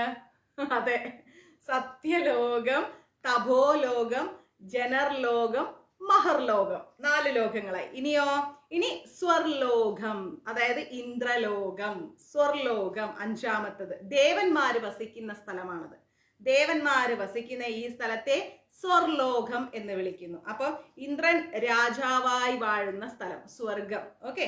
പുണ്യഫലത്തിന്റെ അനുഭവ സ്ഥലം. നമ്മൾ ഈ ഭൂമിയിൽ ജീവിച്ചുകൊണ്ട് എന്ത് പുണ്യം ചെയ്താലും നമുക്ക് സ്വർഗത്തിൽ പോയിട്ട് സുഖമായിട്ട് ജീവിക്കാം. സുഖവും ഐശ്വര്യവും സമ്പൽ സമൃദ്ധിയുമുള്ള ലോകമാണ് സ്വർഗലോകം. പക്ഷെ തിരിച്ച് ഭൂമിയിലേക്ക് വരണം. ചെയ്ത പുണ്യത്തിന്റെ ശക്തി തീരുമ്പോൾ തിരിച്ച് ഭൂമിയിലേക്ക് വരാം. അപ്പൊ എത്ര ലോകങ്ങൾ പഠിച്ചു നമ്മള്? സത്യലോകം, തപോലോകം, ജനർലോകം, മഹർലോകം, സ്വർലോകം. 5 ലോകങ്ങൾ പഠിച്ചു ഇല്ലേ? ഇനി 6ാമത്തെ ലോകമാണ് ഭുവർലോകം. ഭുവർലോകം എന്ന് പറഞ്ഞാൽ എന്താണ്? ഭുവർലോകം എന്താണ്? യക്ഷന്മാര്, ഗന്ധർവന്മാര്. ഹായ് റിയ, എൻ്റെ ക്ലാസ്മേറ്റ് ആണ്. നമസ്തേ. അപ്പം ക്ലാസ്മേറ്റ് മീൻസ് സ്കൂളിംഗ് അല്ലേ? Saint Michael's. അപ്പോ ഭുവർലോകം എന്ന് പറഞ്ഞാൽ എന്താണ്? അയ്യോ വേദ പിണങ്ങാതെ, മാതാജി അങ്ങനെ പറഞ്ഞല്ലോ ചക്കര, നിനക്കത് അയച്ചു തരാൻ വേണ്ടിയിട്ട് മാതാജി പറഞ്ഞതാണ് മഞ്ജരീസിലേക്ക് മെസ്സേജ് ഇടണം. ഉറപ്പായിട്ടും കുഞ്ഞിനെ അയച്ചിട്ട് ഫസ്റ്റ് വിഷു കിറ്റ് ഞാൻ വേദയ്ക്കാണ് അയച്ചു തരാം. ഓക്കെ. സത്യമായിട്ട് വേദക്കുട്ടിക്ക് വേണ്ടിയിട്ടാണ് ഫസ്റ്റത്തെ കിറ്റ്. ഇത് പോയി ഇനി ഗുരുവായൂർ മഞ്ജരീസിന്റെ ഗുരുകുലം ഗ്രൂപ്പിൽ പറയണേ. എന്നിട്ട് വേണം അവിടെയുള്ള പട്ടാളം മൊത്തം എൻ്റെ നേരെ വരാൻ. മിണ്ടരുത്, മാതാജി അയച്ചു തരും. ഓക്കെ. ഇനി ഭുവർലോകം. ഭുവർലോകം എന്താണ്? യക്ഷന്മാര്, ഗന്ധർവന്മാര്, പിതൃക്കള്, ഇവരൊക്കെ ഭുവർലോകത്താണുള്ളത്. അതായത് മരണത്തിനും പുനർജന്മത്തിനും ഇടയിലുള്ള ആത്മാവിന്റെ സ്ഥാനം. മരണത്തിനും പുനർജന്മത്തിനും ഇടയില് ആത്മാക്കൾ താമസിക്കുന്ന സ്ഥലമാണ് എന്ത്? ഭുവർലോകം എന്ന് പറയുന്നത്. അവിടെ അതാണ് 6ാമത്തെ ലോകം. ഈ ലോകത്തിന്റെ എണ്ണം തെറ്റിപ്പോവാൻ പാടില്ല, കറക്റ്റായിട്ട് പഠിച്ചു പറയണം. സത്യലോകം എന്ന് പറയുന്ന ബ്രഹ്മലോകം, എല്ലാ ലോകങ്ങളിലും വെച്ച് ഈ 14 ലോകങ്ങളിൽ വെച്ച് ഉന്നതമായിരിക്കുന്ന ബ്രഹ്മദേവന്റെ സ്ഥലത്തെ നമ്മൾ എന്തെന്ന് പറയുന്നു? സത്യലോകം അല്ലെങ്കിൽ ബ്രഹ്മലോകം എന്ന് പറയും. ഇനി തപോലോകം, തപസ്സികളുള്ള സ്ഥലം. അഗ്നിയെയും തീയെയും അതിജീവിച്ച താപസന്മാരിരിക്കുന്ന സ്ഥലത്തെ തപോലോകം എന്ന് പറയുന്നു. വിശപ്പ്, ദാഹം, ചൂട്, തണുപ്പ് ഒന്നുമില്ലാത്ത ദിവ്യ സ്ഥിതിയാണ് അവിടെ തപോലോകത്തില്. ഇനിയോ ജനർലോകം, ബ്രഹ്മാവിന്റെ മാനസപുത്രന്മാർ വസിക്കുന്ന സ്ഥലമാണ്. ജ്ഞാനത്തിന്റെ ദിവ്യ ചിന്തകളുടെ കേന്ദ്രമാണ്. സർപ്പം കടിച്ച് മരിച്ചു കഴിഞ്ഞാൽ, സർപ്പദംശനം ഏറ്റു കഴിഞ്ഞാൽ നമ്മൾ എത്തുന്നത് എവിടെയാണ്? ജനർലോകത്തിലാണ്. ഇനി മഹർലോകം, മഹാജ്ഞാനികളും മഹർഷികളും ജീവിക്കുന്ന സ്ഥലമാണ് മഹർലോകം എന്ന് പറയുന്നത്. ഇവിടെ എപ്പോഴും നാരായണ നാരായണ നാരായണ എന്നുള്ള നാമം പോയിക്കൊണ്ടേയിരിക്കും ഈ 4ാമത്തെ ലോകമായ മഹർലോകത്തില്. അപ്പോ സത്യലോകം, തപോലോകം, ജനർലോകം, മഹർലോകം. ഓക്കെ, 4 ലോകങ്ങളായി. ഇനിയോ സ്വർലോകം. സ്വർലോകം എന്ന് പറഞ്ഞാൽ ദേവന്മാര് വസിക്കുന്ന സ്ഥലമാണ്. ഏതൻ, സൂപ്പർ. ഏതൻ ഒരു കുഞ്ഞാണ്. ഓക്കെ, അപ്പോ സ്വർലോകമാണ്. സ്വർലോകത്തിന് ഇന്ദ്രലോകം എന്ന് പറയും. ഇന്ദ്രൻ രാജാവായി വസിക്കുന്ന സ്ഥലമാണ്. ദേവന്മാരുടെ വാസസ്ഥലമാണ്. നമ്മൾ ഭൂമിയിൽ എന്ത് പുണ്യം ചെയ്തു കഴിഞ്ഞാലും അതിന്റെ ഫലം അനുഭവിക്കാൻ നമ്മൾ എവിടെ എത്തുന്നത്? സ്വർഗത്തിലാണ് എത്തുന്നത്. അവിടെ സുഖവും ഐശ്വര്യവും സമ്പൽ സമൃദ്ധിയും ഉണ്ട്. ഇതെല്ലാം കഴിഞ്ഞ് ഇനി ഭുവർലോകമാണ്. അതായത് ജനനത്തിന്റെയും മരണത്തിന്റെയും ഇടയിൽ ആത്മാക്കൾ വസിക്കുന്ന പിതൃക്കൾ, ഗന്ധർവന്മാർ, യക്ഷന്മാരെല്ലാം ജീവിക്കുന്ന സ്ഥലമാണ് ഭുവർലോകം എന്ന് പറയുന്നത്. അതായത് ആത്മാവിന്റെ ഇടവേള സ്ഥാനം. മരിച്ചു കഴിഞ്ഞാൽ എത്തുന്നത് എവിടെയാണ്? ഭുവർലോകത്തിലേക്കാണ്. പിന്നെയോ ഇനി ഭൂലോകം. ഭൂലോകം എന്ന് പറഞ്ഞാൽ നമ്മൾ ജീവിക്കുന്ന ഈ ലോകം. ഇതാണ് ഭൂലോകം. ഭുവർലോകം ഉണ്ട്, ഭൂലോകം ഉണ്ട്. ഭുവർലോകത്തിലേക്കാണ് ആരെത്തുന്നത്? നമ്മുടെ ആത്മാക്കൾ എത്തുന്നത്. പുനർജന്മത്തിന്റെയും മരണത്തിന്റെയും ഇടയ്ക്കുള്ള ആത്മാക്കൾ ജീവിക്കുന്ന സ്ഥലമാണ്. യക്ഷന്മാര്, ഗന്ധർവന്മാര്, പിതൃക്കളെല്ലാം താമസിക്കുന്ന സ്ഥലമാണ് ഭുവർലോകം എന്ന് പറയുന്നത്. അപ്പൊ ആത്മാവിന്റെ ഇടവേള സ്ഥാനം, അതാണ് ഭുവർലോകം. ഈ ആത്മാവ് ശരീരം എടുത്ത് എങ്ങോട്ടാ വരുന്നത്? ഭൂലോകത്തിലേക്കാണ് വരുന്നത്. അതായത് ഇവിടെ ഈ ലോകത്തിലേക്കാണ് വരുന്നത്. ഭൂലോകം നമ്മൾ ജീവിക്കുന്ന സൃഷ്ടി, സ്ഥിതി, സംഹാരം എല്ലാം നടക്കുന്ന ഈ ലോകമാണ്. ഓക്കെ, ഭൂലോകം എന്ന് പറയുന്നത്. അപ്പോ ഏറ്റവും പ്രധാനപ്പെട്ട സ്ഥലമാണെന്ത്? ഭൂലോകം. എന്തുകൊണ്ടാണ് ഏറ്റവും പ്രധാനപ്പെട്ട സ്ഥലമായി ഭൂലോകം മാറിയത്? ഇവിടെയാണ് കർമ്മങ്ങൾ നടക്കുന്നത്. ഇവിടെ ഒരു ജീവാത്മാവ് ശരീരമെടുത്ത് ഭുവർലോകത്തിൽ നിന്നും ആത്മാക്കള് ശരീരമെടുത്ത് ഇവിടെ വന്നു കഴിഞ്ഞാൽ, ഈ ഭൂലോകത്തിൽ വന്നാൽ അവർ ചെയ്യുന്ന പ്രവൃത്തി, കർമ്മം അത് ഇവിടെയാണ് സംഭവിക്കുന്നത്, അല്ലെ? അപ്പൊ നല്ലത് വേണോ ചീത്ത വേണോ എന്ന് തീരുമാനിക്കപ്പെടുന്ന ഭൂലോകം എന്ന് പറയുന്നത് ഇവിടെയാണ് കർമ്മങ്ങൾ സൃഷ്ടിക്കപ്പെടുന്നത്. അതുകൊണ്ട് തന്നെ സൃഷ്ടി, സ്ഥിതി, സംഹാരം നടക്കുന്നത് ഭൂലോകത്താണ്. ഇനി പാതാളം അല്ലെങ്കിൽ നാഗലോകം. എന്താണ് പാതാളം അല്ലെങ്കിൽ നാഗലോകം? ഭൂമിക്ക് തൊട്ട് താഴെയുള്ള സ്ഥലമാണ് പാതാളം അല്ലെങ്കിൽ നാഗലോകം. ഓക്കെ, ഭൂമിക്ക് തൊട്ട് താഴെയുള്ള സ്ഥലമാണ് പാതാളം അല്ലെങ്കിൽ ഈ പറയുന്ന നാഗലോകം എന്ന് പറയുന്നത്. അപ്പൊ അനേകം ശിരസുള്ള നാഗരാജാക്കന്മാർ വാഴുന്ന സ്ഥലം. കുറേ തലയുള്ള നാഗരാജാക്കന്മാരാണ് ഈ പാതാളത്തിൽ അല്ലെങ്കിൽ നാഗലോകത്തുള്ളത്. അവിടെയുള്ള ആൾക്കാരാരാ? വാസുകി, തക്ഷകൻ, ശങ്കൻ, മഹാശങ്കൻ തുടങ്ങിയ ഭയങ്കരമായ ശക്തികളുള്ള നാഗങ്ങളാണ് എവിടെ ഉള്ളത്? നാഗലോകത്തുള്ളത്. ഏതൻ കേൾക്കുന്നുണ്ടോ കുഞ്ഞാ? ഏതൻ കുട്ടാ കേൾക്കുന്നുണ്ടോ മാതാജി പറയണത്? വലിയ വലിയ തലയുള്ള നാഗങ്ങള് ആരൊക്കെയാ? വാസുകി, തക്ഷകൻ, ശങ്കൻ, മഹാശങ്കൻ, അങ്ങനെയുള്ള വലിയ വലിയ പാമ്പുകളുള്ള സ്ഥലം. ഓക്കെ, ഇനി രസാതലം. അപ്പോ ഭുവർലോകം, ഭൂലോകം, നാഗലോകം, രസാതലം. ഈ രസാതലം എന്ന് പറഞ്ഞാൽ എന്താണ്? ദേവന്മാരുടെ ശത്രുക്കളായ അസുരവർഗങ്ങളുടെ ലോകമാണെന്ത്? രസാതലം. അപ്പൊ നമ്മൾ ബ്രഹ്മലോകത്ത് നിന്ന് ഇങ്ങനെ താഴേക്ക് വന്നു, അല്ലെ? ഭൂലോകം വരെ മേൽന്ന് താഴേക്ക് വന്നാൽ എന്തായി? ഭൂലോകം വരെയായി. മനസ്സിലാവുണ്ടോ പറയണത്? മുകളിൽ നിന്ന് നോക്കാം. ഏറ്റവും മുകളിൽ ബ്രഹ്മലോകം. ഈ വേദിക് കോസ്മോളജി എടുക്കുമ്പോൾ ഇതിന്റെയും വേറെ പഠിക്കാൻ കേട്ടോ. ഈ ബ്രഹ്മലോകവും കഴിഞ്ഞ് വിരജാ നദിയും കഴിഞ്ഞ് ഗോലോകത്തേക്ക് പഠിക്കണം. അപ്പൊ അതവിടെ ഇരിക്കട്ടെ. ബ്രഹ്മജ്യോതി, വിരജാ നദി, ഗോലോകം, ആ 3 സെഗ്മെന്റ് മാറ്റി വെക്ക്. അതിപ്പോ നമ്മൾ പഠിക്കണ്ട. അതിന്റെ താഴെ പഠിക്കും നമ്മൾ ബ്രഹ്മലോകം, ബ്രഹ്മദേവന്റെ ലോകം. ക്ലിയർ?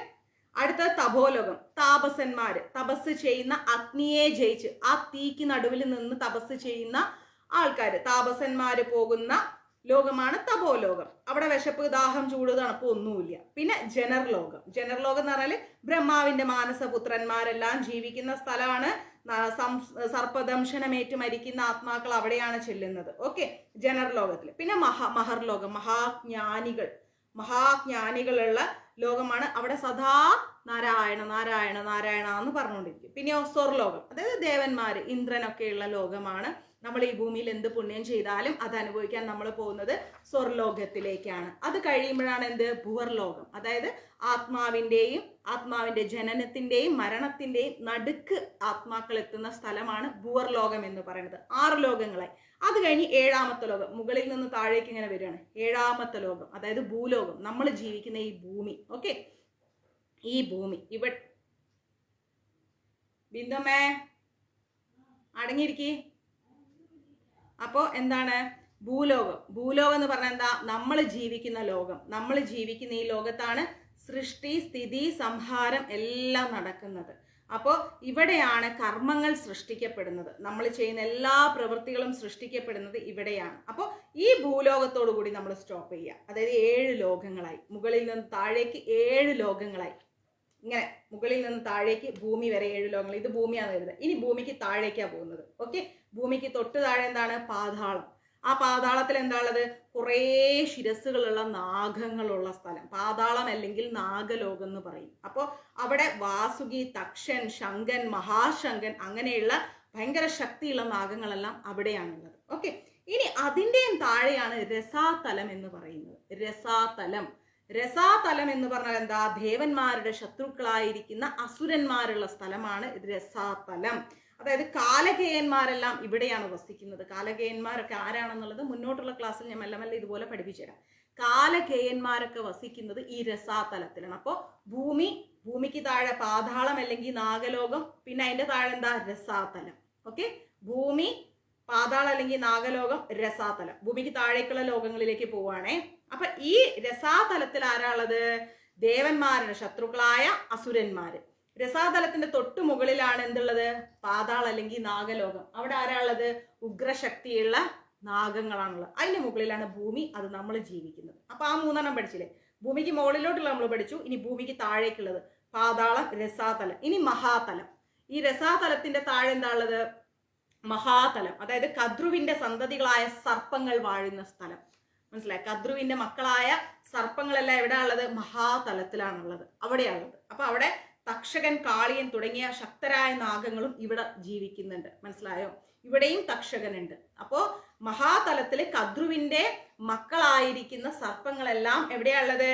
മഹാതലത്തിലാണുള്ളത്. ഭൂമിക്ക് താഴെയുള്ള ലോകങ്ങൾ ഏതൊക്കെയാണ്? ഭൂലോകം, ഭൂമി, തൊട്ടു താഴെ പാതാളം അല്ലെങ്കിൽ നാഗലോകം, പിന്നെ രസാതലം. അവിടെ പാതാളത്തില് ഉഗ്ര സർപ്പങ്ങളെല്ലാം ഉണ്ട്. വാസുകി, തക്ഷകൻ, ശങ്കൻ, മഹാശങ്കൻ ഒക്കെ എവിടെയാണുള്ളത്? പാതാളം അല്ലെങ്കിൽ നാഗലോകത്തില്, ഭൂമിയുടെ തൊട്ടു താഴെ. അതിന്റെ തൊട്ടു താഴെ രസാതലം. അതായത് ദേവന്മാരുടെ ശത്രുക്കളായ അസുരന്മാര്, കാലകേയനൊക്കെയുള്ള സ്ഥലമാണ് രസാതലം. അതിന്റെ തൊട്ടു താഴെ മഹാതലം. മഹാതലത്തില് കദ്രുവിന്റെ മക്കളായ നാഗങ്ങളെല്ലാം മഹാതലത്തിലുണ്ട്. അവിടെ കാലകേയനൊക്കെ വസിക്കുന്നുണ്ട്. ഓക്കെ, ഇനി അതിന്റെയും താഴെ തലാതലം. അപ്പോ ഭൂലോകം, പാതാളം അല്ലെങ്കിൽ നാഗലോകം, രസാതലം, മഹാതലം, തലാതലം. 5ാമത്തത് തലാതലം. ഈ തലാതലത്തിൽ ആരാ ഉള്ളത്? മായാശക്തികളുടെ അധിപനായിരിക്കുന്ന അസുരനായിരിക്കുന്ന മയൻ. മായാശക്തികൾ, മയനെ കേട്ടിട്ടില്ലേ? പഠിപ്പിച്ചുതരാം. മയനാണ് എവിടെയുള്ളത്? ഈ തലാതലത്തിലുള്ളത്. അസുരന്മാരുടെ എല്ലാം, മായാശക്തികളുടെ എല്ലാം അധിപനായിരിക്കുന്ന അസുരൻ. എല്ലാ മായാശക്തികളുടെയും അധിപനായ അസുരനായിരിക്കുന്ന മയൻ ജീവിക്കുന്ന സ്ഥലമാണ് തലാതലം എന്ന് പറയുന്നത്. തലാതലം. അപ്പോ ഭൂലോകം, നാഗലോകം, രസാതലം, മഹാതലം, തലാതലം. 5 ലോകങ്ങളായി. ഓക്കെ, പിന്നെയാണ് സുതലം. സുതലം. പാതാളം, രസാതലം, മഹാതലം, തലാതലം, സുതലം. അടുത്തത് 5ാമത്തത് സുതലം. സുതലം എന്ന് പറഞ്ഞു കഴിഞ്ഞാൽ മഹാബലി ചക്രവർത്തി വാഴുന്ന സ്ഥലം. സുതലം. മഹാബലി ആയിരിക്കുന്ന ചക്രവർത്തി അറിയാലോ? മഹാബലി മഹാവിഷ്ണുവിന്റെ വാമന അവതാരത്തിൽ മഹാബലിയുടെ ദ്വാരകപാലകനായിട്ട് ഇവിടെ ഭഗവാൻ ഉണ്ടെന്നാ പറയുന്നത്. ഓക്കെ, സുതലം. സുതലത്തിലാണ് ആരുള്ളത്? മഹാബലി ചക്രവർത്തി ഉള്ളത്. മഹാബലി ചക്രവർത്തിയുടെ ദ്വാരപാലകനായിട്ട് ഇവിടെ ആരാ ഉള്ളത്? മഹാവിഷ്ണുവിന്റെ വാമന അവതാരം ഭഗവാൻ ഉണ്ട് അവിടെ. എവിടെ? സുതലത്തില്. അപ്പോ ഭൂമി, അതായത് ഭൂലോകത്തിന്റെ താഴേക്ക് പാതാളം അല്ലെങ്കിൽ നാഗലോകം. അവിടെ ആരുണ്ട്? കുറേ തലയുള്ള പാമ്പുകളുണ്ട്. പിന്നെ രസാതലം, ദേവന്മാരുടെ ശത്രുക്കളായ അസുരന്മാരുണ്ട്. മഹാതലം, കദ്രുവിന്റെ മക്കളുണ്ട്. തലാതലം, മായാശക്തികളുടെ അസുരനായിരിക്കുന്ന മയനുണ്ട്. സുതലം, മഹാചക്രവർത്തിയായിരിക്കുന്ന മഹാബലി തമ്പുരാൻ അവിടെയുണ്ട്. അവിടെ മഹാബലി തമ്പുരാന്റെ ദ്വാരപാലകനായിക്കൊണ്ട് വാമന രൂപത്തിൽ ഭഗവാൻ നിൽക്കുന്നുണ്ട്. ഓക്കെ, അടുത്തത് വിതലത്തിൽ ആരാ ഉള്ളത്? ഹാടകേശ്വരനായിരിക്കുന്ന മഹാദേവന്റെ രൂപം വാഴുന്ന ലോകം. ഹാടകേശ്വരനായിരിക്കുന്ന, ശിവപുരാണം എടുക്കുമ്പോൾ പറഞ്ഞുതരാം ഹാടകേശ്വരൻ ആരാന്നൊക്കെ. ഇപ്പൊ അങ്ങനെ കേട്ടുപോകും. ഹാടകേശ്വരനായിരിക്കുന്ന മഹാദേവന്റെ രൂപമാണ് ഇവിടെ വിതലത്തിലുള്ളത്. വിതലത്തിലുള്ളത്. ഓക്കെ, ഭൂതഗണങ്ങളാൽ ചുറ്റപ്പെട്ട ദിവ്യസ്ഥിതി. അവിടെ മുഴുവൻ ഭൂതഗണങ്ങളാണ്. വിതലത്തില്, ഭൂമിയുടെ താഴേക്കുള്ള ലോകത്തിൽ വിതലത്തില് ഭൂതഗണങ്ങൾ നിൽക്കുകയാണ്. ഇനിയോ അധലം. അപ്പൊ വിതലം കഴിഞ്ഞ് ഇനി അധലത്തിലെത്തി. അധലം എന്താണ്? മയപുത്രനായിരിക്കുന്ന ബാലൻ, മായാവിദ്യകളുടെ കേന്ദ്രമാണ് അവിടെ. മായാവിദ്യകളുടെ കേന്ദ്രമായിരിക്കുന്ന ഭലൻ എന്ന് പറയുന്ന ഒരാളുണ്ട്. മയപുത്രനാണത്, മയന്റെ മകൻ. നമ്മൾ നേരത്തെ പഠിച്ചില്ലേ മയൻ, മായാജാലക്കാരനായിരിക്കുന്ന അസുരന്റെ ഏറ്റവും വലിയ അസുരൻ മയന്റെ മകനായിരിക്കുന്ന ഭലൻ ജീവിക്കുന്ന എവിടെയാണ്? അധലത്തിലാണ് ജീവിക്കുന്നത്. അധലം. ഓക്കെ. ഇനി എന്താണ്? ആ അധലത്തില് ഇന്ദ്രിയ സുഖങ്ങളിലും മോഹങ്ങളിലും ആത്മാവ് കുടുങ്ങുന്ന സ്ഥലമാണ് ഈ മയൻ. ഇവിടെ അധലം എന്ന് പറയുന്നത് ഇന്ദ്രിയ സുഖം. ഇങ്ങനെ കുറേ ഇന്ദ്രിയ സുഖത്തിന് വേണ്ടി കുറെ തെറ്റുകളൊക്കെ ചെയ്യുന്ന നികൃഷ്ട ജന്മങ്ങളില്ല. നമ്മൾ പറയേ, ഇപ്പം ഓപ്പൺലി പറയുകയാണെങ്കിൽ നമ്മുടെ നിർഭയ കൊലക്കേസിലൊക്കെ അവരൊക്കെ ആ സ്ത്രീയെ ശാരീരികമായിട്ട് വളരെ പീഡിപ്പിച്ച് ദ്രോഹിച്ച്, അങ്ങനെ ഒരു നികൃഷ്ട ജന്മങ്ങൾ. ഈ വയോധികരോടൊക്കെ ദ്രോഹം ചെയ്യുന്ന, ഒരുപാട് വേദനകളൊക്കെ കാണിക്കുന്ന, പാവം സ്ത്രീകളൊക്കെ ചൂഷണം ചെയ്യുന്ന, അങ്ങനെയുള്ള വളരെ മോശമായ മൃഗത്തിന് തുല്യമായ സ്വഭാവം കാണിക്കുന്ന, പിന്നെ വെള്ളം അടിച്ച് കുടിച്ച് ഇങ്ങനെ താന്തോന്നിത്തരവും കാണിച്ച് ഒരു കുടുംബം നോക്കാതെ അവരവരെ സുഖത്തിന് വേണ്ടി ഇങ്ങനെ ജീവിക്കുകയാണ്. അങ്ങനെയുള്ള ജീവാത്മാക്കളൊക്കെ പോയി പതിക്കുന്ന ഒരു സ്ഥലമാണത് അധലം എന്ന് പറയുന്നത്. അത്രയും സ്വഭാവദൂഷ്യമുള്ള ആൾക്കാർ എന്ന് പറയാനേ പറ്റൂ. ഈ 14 ലോകങ്ങളും 1000 ഫണങ്ങളുള്ള ആദിശേഷൻ തന്റെ ഫണങ്ങളിൽ ഇങ്ങനെ വഹിച്ചിരിക്കുകയാണ്. അപ്പൊ നമ്മളിപ്പോ 14 ലോകം പഠിച്ചു അല്ലെ? ഫോർ എക്സാമ്പിൾ, ഇത് ഭൂമി എന്ന് കരുതുക. ഭൂമിയുടെ മുകളിലേക്ക് ലോകങ്ങള്, ഭൂമിയുടെ താഴേക്കും ലോകങ്ങള്. അങ്ങനെ ഈ 14 ലോകങ്ങളെയും ഓരോ ബോൾ പോലെ ഇങ്ങനെ കാണും. ഇങ്ങനെ ഓരോ ബോളുകൾ, ഇതും ഒരു ബോൾ, ഇതിന്റെ മുകളിൽ ഒരു ബോൾ, ഇങ്ങനെ ലോകങ്ങൾ അടക്കി വെച്ചിരിക്കുന്നതായിട്ട് സങ്കല്പിക്കുക.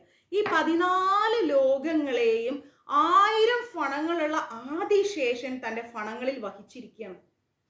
അദ്ദേഹത്തിന്റെ ഫണങ്ങളിൽ ഈ 14 ലോകങ്ങളെയും ആര് വഹിച്ചിരിക്കുന്നു? ആദിശേഷൻ വഹിച്ചിരിക്കുന്നു. ഇമാജിൻ ചെയ്തോക്ക്. ഞാൻ ഗ്രൂപ്പിൽ ഇട്ടരാ അതിന്റെ ഫോട്ടോ. വേദിക് കോസ്മോളജിയിലേക്ക് കടക്കുകയാണ് നിങ്ങൾ. ഓക്കെ, വേദിക് കോസ്മോളജിയിലേക്ക് എത്തി. ഇപ്പൊ 14 ലോകങ്ങൾ പഠിച്ചില്ലേ? ക്ലിയർ? ഏറ്റവും മുകളിൽ ബ്രഹ്മലോകം. ഓക്കെ, ഇത് നമ്മുടെ എൻ്റെ കണ്ണിനിട്ടിട്ടുണ്ടല്ലോ.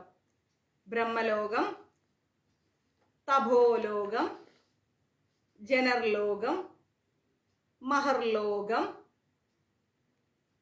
സ്വർലോകം, ഭുവർലോകം, ഭൂലോകം. ഭൂമി വരെ എത്തി 7 ലോകങ്ങൾ. ഇനി അതിന്റെ താഴേക്ക് പാതാളം അല്ലെങ്കിൽ നാഗലോകം, രസാതലം, മഹാതലം, തലാതലം, സുതലം, വിതലം, അതലം. അപ്പൊ ഇതൊക്കെ എന്താണ് ഇവിടെയൊക്കെ ഉള്ളതെന്നുള്ളത് ടൈപ്പ് ചെയ്ത് ഗ്രൂപ്പിൽ ഇട്ടരണോ? നമ്മുടെ ഗുരുവായൂർ ഗുരുകുലം മക്കൾക്ക് ഇട്ട് കൊടുക്കുന്ന പോലെ ടൈപ്പ് ചെയ്ത് ഗ്രൂപ്പിൽ ഇട്ടായിരുന്നു ഓരോ ലോകത്തിന്റെയും. അല്ലെങ്കിൽ ഓഡിയോ ആയിട്ട് ഇട്ടാൽ മതിയോ? എഴുതിയെടുത്തോളൂ. വേണേ അങ്ങനെ ഇട്ടുതരാം. അപ്പൊ ഇതാണ് 14 ലോകങ്ങൾ. ഈ 14 ലോകത്തെയും 1000 ഫണങ്ങളുള്ള ആദിശേഷൻ ഇങ്ങനെ വഹിച്ചിരിക്കുകയാണ്. എങ്ങനെയുണ്ട്? സൂപ്പർ. ഇനി വൈകുണ്ഠം പഠിക്കാനുണ്ട്, അയോധ്യ പഠിക്കാനുണ്ട്, ദുർഗാലോകം പഠിക്കാനുണ്ട്, വിരജാനദി പഠിക്കാനുണ്ട്, എന്താ പറയാ, വിരജാനദി കഴിഞ്ഞിട്ട് ഗോലോകം പഠിക്കാനുണ്ട്, രമാദേവിയെ കുറിച്ച് പഠിക്കാനുണ്ട്. ഇനി കുറെ പഠിക്കാനുണ്ട്. അപ്പോഴേ നമുക്ക് വേദിക് കോസ്മോളജി കംപ്ലീറ്റ് ആവും. അപ്പൊ അത് മാത്രം എടുത്ത് നമുക്ക് ബോറടിക്കും. അപ്പൊ അതിന്റെ ഇടയ്ക്കിടയ്ക്ക് ഇങ്ങനെ ക്ലാസ്സിന്റെ ഇടയ്ക്ക് ഇതുപോലെ എടുത്തു പോയി കഴിഞ്ഞാൽ സ്വസ്ഥം. അപ്പൊ ശരി, നമുക്ക് നാളെ ഞാൻ നേരത്തെ വന്നാൽ ക്ലാസ് കാണാം. ഓക്കെ. പിന്നെ ഒരു കാര്യം പറയാനുള്ളത്, എല്ലാവരും മഞ്ജരീസിന്റെ ടൈപ്പ് ചെയ്തിടണം. ഓക്കെ, ഇട്ടുതരാം. അപ്പൊ എല്ലാവരും മഞ്ജരീസിന്റെ ഫേസ്ബുക്ക് പേജ്, ഗുരുവായൂർ മഞ്ജരീസ് എന്ന് പറയുന്ന ഫേസ്ബുക്ക് പേജ് ഫോളോ ചെയ്ത് വെക്കുക. നമ്മൾ ഒരു മോണിറ്റൈസേഷനും വാങ്ങുന്നില്ല. യൂട്യൂബൊന്നും വേണ്ട, നമുക്ക് ഫേസ്ബുക്കൊന്നും വേണ്ട. ഭഗവാന്റെ കാര്യം പറഞ്ഞിട്ടുള്ള ഒരു പൈസയും നമുക്ക് വേണ്ട. പക്ഷെ ഞാൻ എന്തിനു പറയണമെന്ന് വെച്ച് കഴിഞ്ഞാൽ, അപ്പൊ എന്ത് വിശേഷങ്ങൾ FB-ലിട്ടാലും നിങ്ങൾക്ക് കാണാൻ വേണ്ടിയിട്ട് ഗുരുവായൂർ മഞ്ജരീസ് കുടുംബത്തിലേക്ക് അംഗമാകാൻ 2 വഴികൾ. ഒന്ന്, മഞ്ജരീസിന്റെ ഗുരുവായൂർ മഞ്ജരീസ് ഫേസ്ബുക്ക് പേജ് എന്ത് ചെയ്യുക, ഫോളോ ബട്ടൺ അമർത്തി വെക്കുക. 2, എന്ത് ചെയ്യുക, നേരെ യൂട്യൂബിന്റെ ലിങ്ക് ഞാൻ അടിക്കടി ക്ലാസ് ഗ്രൂപ്പിൽ ഇടുന്നുണ്ട്, അതും സബ്സ്ക്രൈബ് ചെയ്ത് വെക്കുക. ഓക്കെ. 2. 3 മഞ്ജരീസിന്റെ വാട്സപ്പ് ഗ്രൂപ്പിലേക്ക് അംഗമാവുക. അതിനൊന്നും ഒരു മാനദണ്ഡമില്ല, അംഗമാവുക. ഇതുപോലെ ഒരുപാട് അറിവുകൾ നമ്മുടെ എക്സിക്യൂട്ടീവ് കമ്മിറ്റി അതിൽ ഷെയർ ചെയ്യുന്നുണ്ട്, ഒത്തിരി അറിവുകൾ. അപ്പോൾ 93 42 49 49 41 എന്ന് പറയുന്ന നമ്പറിലേക്ക് എനിക്കൊരു വാട്സപ്പ് മെസ്സേജ് ചെയ്യാം. പ്രത്യേകം ഞാൻ എടുത്ത് പറയുന്നു, വാട്സപ്പിൽ മെസ്സേജ് ഇടുമ്പോൾ ഗ്രൂപ്പിൽ അംഗമാവാനാണെങ്കിൽ നിങ്ങളുടെ പേര് പറയണം. അതുപോലെ നിങ്ങൾ യൂട്യൂബിലൂടെയാണോ ഫേസ്ബുക്കിലൂടെയാണോ ക്ലാസ് കാണുന്നതെന്ന് കൃത്യമായിട്ട് പറയണം. യൂട്യൂബിലൂടെയാണോ ഫേസ്ബുക്കിലൂടെയാണോ ക്ലാസ് കാണുന്നതെന്ന് പറഞ്ഞാലേ എനിക്ക് ആഡ് ചെയ്യാൻ പറ്റൂ. ഓക്കെ. ഹരേ കൃഷ്ണ. സർവം കൃഷ്ണാർപ്പണമസ്തു. പ്രഭുപാദ് की जय, गुरु महाराज की जय, राधा പവനപുരേഷൻ की जय. ഓം ശ്രീ മാത്രേ നമഃ. ഹര ഹര മഹാദേവ്. എല്ലാവരും സന്തോഷമായിട്ട് ഭക്ഷണം കഴിച്ചിട്ട് സുഖമായിട്ട് കിടന്നുറങ്ങും. ഓക്കെ. യൂട്യൂബിലേക്ക് നമുക്ക് ക്ലാസ് ഡൗൺലോഡ് ചെയ്തിടാനുണ്ട്. അതിനുവേണ്ടി സോഷ്യൽ മീഡിയ പാർട്ട്ണറിന് ഇത് കൊടുക്കാനുണ്ട്. അത് ആളവിടെ വെയിറ്റ് ചെയ്തിരിക്കുകയായിരിക്കും. അപ്പോൾ അതൊക്കെ ഉണ്ട്. അപ്പോൾ ശരി, എല്ലാവരും സുഖമായിട്ടും. ശരി രാജലക്ഷ്മി അമ്മ, അച്ഛ, അമ്മ, ചേച്ചി, ചേട്ടാ, മക്കളെ എല്ലാവർക്കും ഗുഡ് നൈറ്റ്. ഓക്കെ. നാളെ ഷൂട്ട് കഴിഞ്ഞ് നേരത്തെ വന്നു കഴിഞ്ഞാൽ ക്ലാസ് എടുക്കാം. കോട്ടയത്ത് ചൂട് കൂടുതലാണോ എന്ന് ചോദിച്ചു കഴിഞ്ഞാൽ ഞാൻ വന്നത് ചെന്നൈയിൽ നിന്നാണ് മാഡം. ഇപ്പം ചെന്നൈയുടെ അത്ര ചൂട് കോട്ടയത്തില്ല. പ്രസന്നാമ്മയുടെ വീട്ടിൽ കിടന്നപ്പോൾ അമ്മ AC ഇട്ടു. ഞാൻ പറഞ്ഞു, അയ്യോ എനിക്ക് AC വേണ്ട അമ്മേ. അമ്മ ഫാൻ ഇട്ടു. അയ്യോ എനിക്ക് ഫാൻ വേണ്ട അമ്മേ. രണ്ടുമില്ലാതെ സുഖമായിട്ട് ഞാൻ കിടന്നുറങ്ങി. അതേസമയം ചെന്നൈയിൽ അയ്യോ സ്വാമി നമ്മളാൽ മുടിയാതപ്പാ, ഇവിടെ ചൂട് എടുത്തിട്ട് നമ്മൾ എന്താ പറയുക, തപോലോകത്ത് പോകാൻ പ്രിപ്പയർഡ് ആയ പോലെ ഇരിക്കും. അഗ്നിയെയും ജയിച്ചിട്ട് നമ്മൾ തപോലോകത്തിലേക്ക് പോണ അവസ്ഥയിലെത്തും ഇവിടെ. ഓക്കെ. അപ്പോൾ ശുഭരാത്രി. സന്തോഷമായിട്ട് പോയി കിടന്നോളൂ. ഒരു ടെൻഷനും വേണ്ട, ഒരു വിഷമവും വേണ്ട. പ്രശ്നങ്ങളൊക്കെ എടുത്ത് അങ്ങ് ബാസ്ക്കറ്റിലിടും. ബാക്കി നമുക്ക് വരുന്നോടത്ത് വെച്ച് നോക്കാം. എന്ത് പ്രശ്നം വന്നാലും ചങ്കൂറ്റത്തോടെ ധൈര്യത്തോടെ നേരിടുക. എന്ത് തെറ്റ് എന്ത് ശരി എന്ന് വ്യക്തമായ രീതിയിൽ ഐഡന്റിറ്റി ചെയ്യുക. പറയേണ്ട കാര്യങ്ങൾ കൃത്യമായി ക്ഷമയോടെ നല്ല ഭാഷയിൽ സംസാരിക്കുക. ആർക്കും നമ്മൾ എന്ത് ചെയ്യാം, ഇങ്ങനെ നിൽക്കാനുള്ളൊരവസരം ഉണ്ടാക്കാതിരിക്കുക. ഭഗവാനെ സ്മരിക്കുക. ധാർമ്മിക ബോധത്തോടെ സാത്വിക ചിന്താരീതിയിലൂടെ ജീവിക്കുക. അമിത ശബ്ദം കൊണ്ട് നമ്മളൊന്നും ജയിക്കാൻ പോകുന്നില്ല. നിശബ്ദത കൊണ്ട് ഏത് ലോകവും നമുക്ക് കീഴടക്കാൻ പറ്റും. ഓക്കെ. അപ്പോൾ ഹാപ്പി ആയിട്ട് കിടന്നുറങ്ങും. നമസ്തേ.